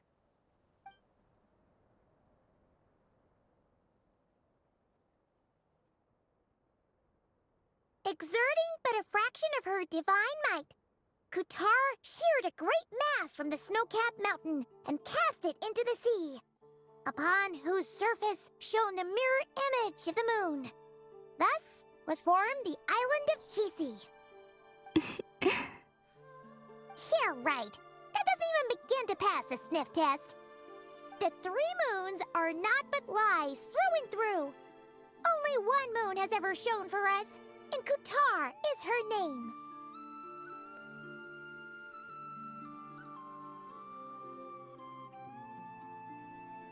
The vast majority of ancient texts are filled with fanciful tales like these. I trust you understand my criteria a little better now. Kutar did not speak, merely gazing into the distance in silence. And where her gaze landed, this was her prophecy. Clearly, whoever wrote this text never even met Kutar. Otherwise, they'd know that her eyes are always closed. What about you, Traveler? What are you reading? Come on, let Paimon see. The child wished to build a wooden nest with which to shield a fledgling bird from the cold. But being so young and lacking in strength, the child could not snap the branches from the trees. Kutar was passing by. Upon seeing the child, she summoned forth the Kuhenki, who built a beautiful nest for the child. I remember that. Not knowing the meaning of Kutar's divine intervention, the child dared not to respond. and thus ran home to call their parents. But Qatar was gone. The Moon Chanter declared the event a miracle and took the nest as a relic, placing it on high for all to see. The child was named as one favored by the goddess and was greatly respected amongst the people. Yet, no further miracles were bestowed, and this matter was forgotten in but a few years. Huh. Any thoughts after reading that? Yeah. Columbina probably just wanted to join the kid in making nests. Ah. I'd originally considered this a fabrication, because Kuthar did not perform any similar actions in subsequent records. But now that I think about it, it does seem like something Columbina would do. It's just that... She didn't know how other people would interpret her actions. She was probably worried about making things difficult for people. And so, she gradually stopped joining in. Yes. Oh, that's so sad.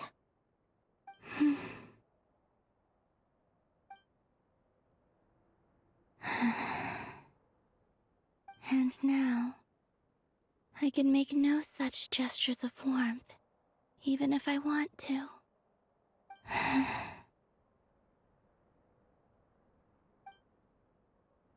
Still no name. That's a bit of a shame. But we did learn some interesting stories. That's gotta count for something.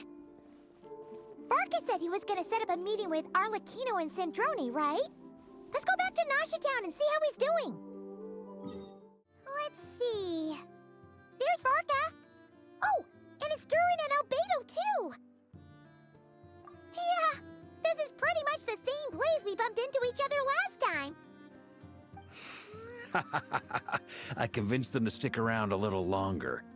We were all waiting on people, so I figured having a little company would help pass the time. So you've been waiting for us? Does this mean that you've already arranged things with the Fatui? Sure does. Now you're back, we can go meet up with them together. How'd your investigation at the Frost Moon Enclave go?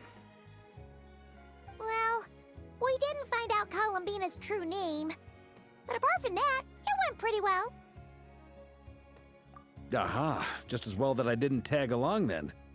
I'm sure our moon goddess wouldn't want every man and his dog knowing all about her private life. Still, desperate times, desperate measures, I guess. Someone had to do it. So, Varka was waiting on us, but what about you two? Are you waiting for Alice? Oh, no. We already met with her. We discussed that experiment I mentioned to you last time. Oh, and she also handed me this communication device.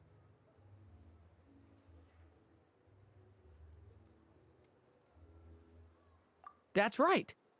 I understand she informed you about the relationship between the phantom phenomena and Tevat's borders, yes?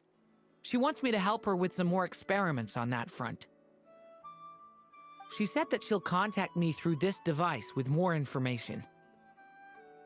Ah, I see. Following instructions and making observations. Pretty common research method. Takes me right back to Albedo's lab. Wait, then who exactly are you meeting? Someone you know. Albedo's met him too. But I don't think Miss Lauma or the Grand Master have been introduced. Introductions are overrated, especially in cases like this. It's you! It's not like the academia has prohibitions against going abroad. Also, I applied for leave. I've been writing to Hat Guy since obtaining a human form. I've already brought him up to speed on everything that's been going on in Nod-Krai. Hat Guy? Turns out, I actually have heard that name before. Oh? Then why did you react the same way I did? I only knew the name, not the fella. But since we're all here, let's do some introductions for what it's worth. I'm Varka, Grand Master of the Knights of Favonius. Lauma, Moon Chanter of the Frost Moon Scions. And I'm a Driosh from the Vahumana Darshan of the Sumeru Academia. Ha, Guy.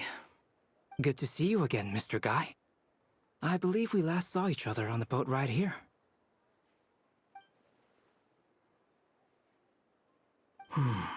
Mind you, the only reason I came here is because there's someone I want to look into. Who's that? The Doctor, also known as Dottore, second of the Fatui Harbingers.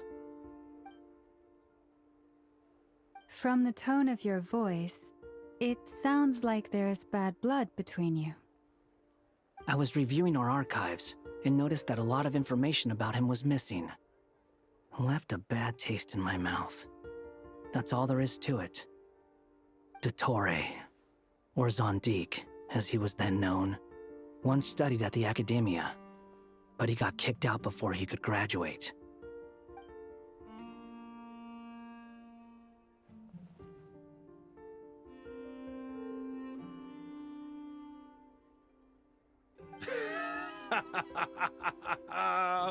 So the Harbinger's #2 man is a college dropout?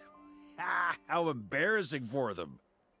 Last we heard, he was planning something. We actually heard that a few times before, even coming to Nod-Krai, but we haven't seen a trace of him since we got here. He only appears when something interests him. For all we know, he might have left already. But the fact he did something here at all is worth noting. It'll fill a couple extra lines in his file. Why does it sound less like a file you're writing and more like a criminal record? Anyway, we were just about to meet 2 of the other Harbingers. Want to come along? You might learn a thing or two about him there. Sure. Even though they're Harbingers, well, they're old acquaintances of ours, so, you know, when you talk to them, try to be... I got it. The Frost Moon Scions' relations with the Fatui remain tense. Forgive me if I do not attend. In that case, we'll continue assisting Miss Alice with her experiments. Good stuff. Everyone's having a fruitful time. All right, we better get going. I'll lead the way.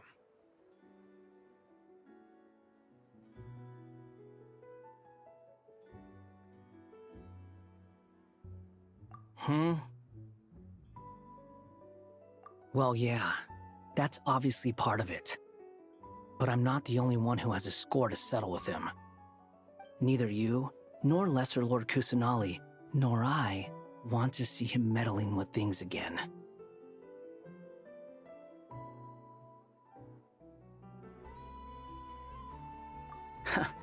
What's the hurry? Don't worry. Pigeons always know which way home is.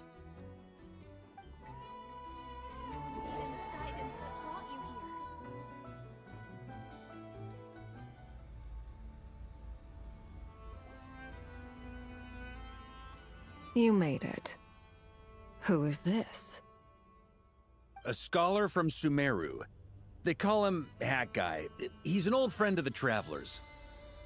Wait, this is the Academia representative you wrote about? He doesn't exactly look the part. I believe this will prove my identity. You'll notice it bears the seal of the Sanctuary of Surasthana. Well, what do you know? So it does. All right then.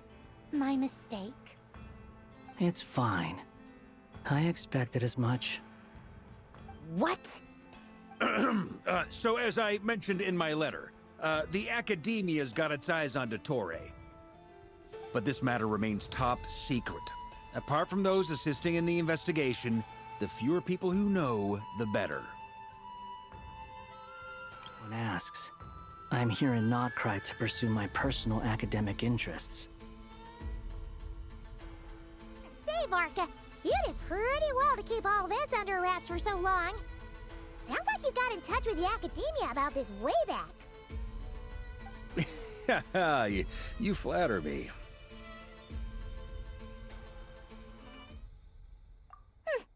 Where do I even start? Remember that time we fought Rerir at Star Sand Shoal? He sure let me have it then, didn't he? I'll bet Dottore had that all sketched out, with me as his convenient little pawn. He could not care less about us if he tried, but hey! The feeling's mutual. Does Dottore really strike you as the sort who values his relationships with his colleagues? Fair point. Definitely not. Which is why I always keep my guard up whenever he starts making suspicious moves. To that extent, our motivations align. On top of which, I consider you trustworthy people. Now, back on topic. In the wake of the Reikir of Solnari episode, Sandrone and I grew suspicious about Dottore's complete inaction during the entire affair. So we tried to find out what he'd been up to, but unfortunately to no avail. He never lets anyone in on his plans. The more he cares about something, the more secretive he gets. Indeed. Perhaps he believes that by keeping a low profile, he can avoid trouble. But that trick isn't going to work on his colleagues. Yeah, I mean, he's been researching the ancient moon's remnants. And he's been trying to get his paws on the moon marrows. Only an idiot would believe he doesn't have something more planned. With this in mind, I returned to Snezhnaya and relayed my thoughts to Her Majesty the Tsaritsa, entreating her to have him recalled. That's pretty direct. Did the Tsaritsa agree? Yes. I made it abundantly clear that the Fatui's business in Nod-Krai is almost concluded, and we do not need 3 harbingers in this territory. Her Majesty concurred. Accordingly, Dottore has returned at her orders. I imagine he is continuing with experiments, which no one besides he would ever have any interest in. Common sense might mean nothing to him, but he's not stupid. He knows that no good can come from opposing the Tsaritsa. Smarts alone won't get him all the way. He needs the Rooster's resources and Regrator's Mora, both of which the Tsaritsa can strip from him by waggling a finger. But doesn't he have a track record of publicly following orders while going against them in private? He probably has it down to a fine art by now. Wouldn't put it past him. We worked together on a research project once. Only briefly, but it was enough to show me that we're fundamentally different people. He has no interest in doing things methodically, stage by stage. His thoughts jump all over the place, and the moment his curiosity is satisfied, or he gets the results he wants, he disappears. The only similarity we share is that, once we set our minds on doing something, we will see it done, whatever it takes. Oh, we definitely saw some of that in your battle with Rerir. You got so competitive. Ugh, do not remind me. Then I believe we all concur. Dottore will not simply give up. Fantastic. Now this is turning into a whole day of unpleasant memories. Ugh. Are you talking about the moon marrow stuff? He also strikes me as the kind of person to disregard experimental regulations, ruin all the equipment, and go way over budget. Then leave the first person he can find to deal with the fallout. Exactly. This one time, he was running some high-temperature experiment and the substance exploded. But does he care? No. He orders his subordinates to open the device so he can observe the results, which causes the gas inside to leak out. That gas was poisonous! If I hadn't been there, who knows how many people might have died. And after all that, he left, while I was still cleaning up after his mess. What a waste of time, he said. A waste of time? The nerve! He wasted my time! You've been bottling that up for a while, huh? Hat guy, I must say, you seem awfully familiar with internal Fatui affairs, especially when it comes to Dottore. Thank you, Lady Harbingers, for providing such valuable information. I have no other questions for now, so I'll be on my way. Wait, what? You're just gonna leave? You're welcome to join if you want. Ugh. Just when Paimon thought he'd finally mellowed out. He makes quite the impression. I'll say. I've met tons of headstrong people, but not many of them would join me in bad-mouthing Dottore.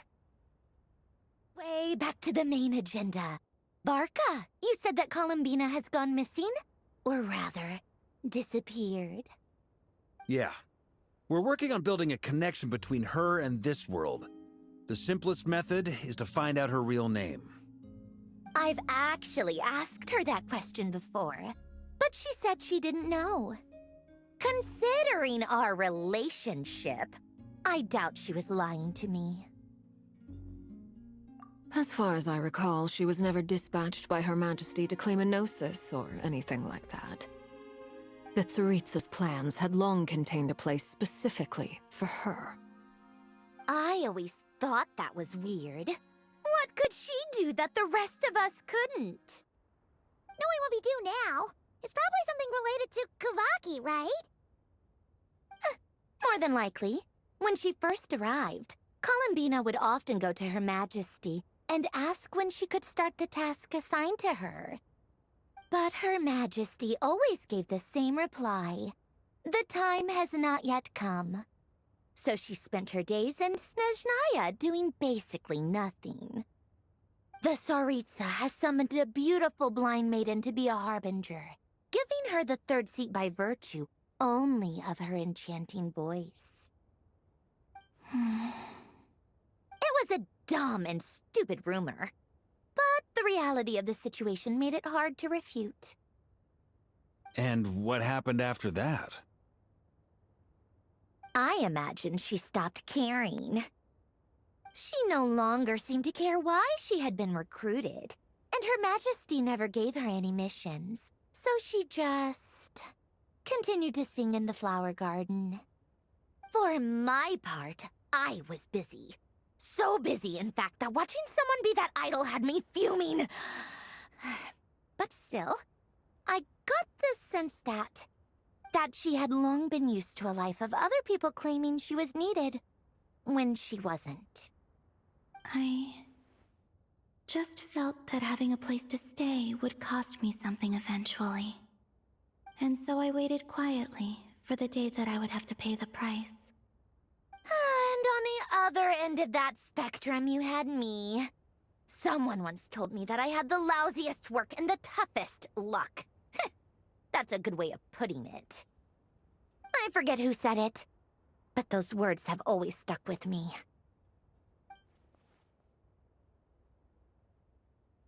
But you've done your job exceptionally well all this time. Because at heart, you are a conscientious person. What is it? Something come to mind?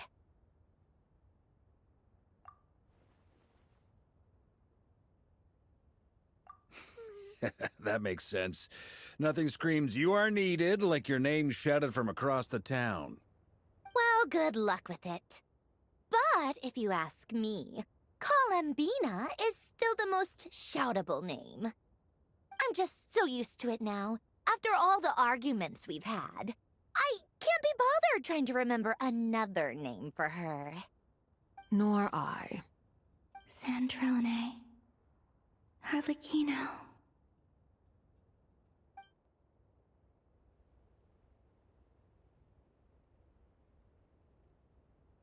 Huh! It's a Sealy!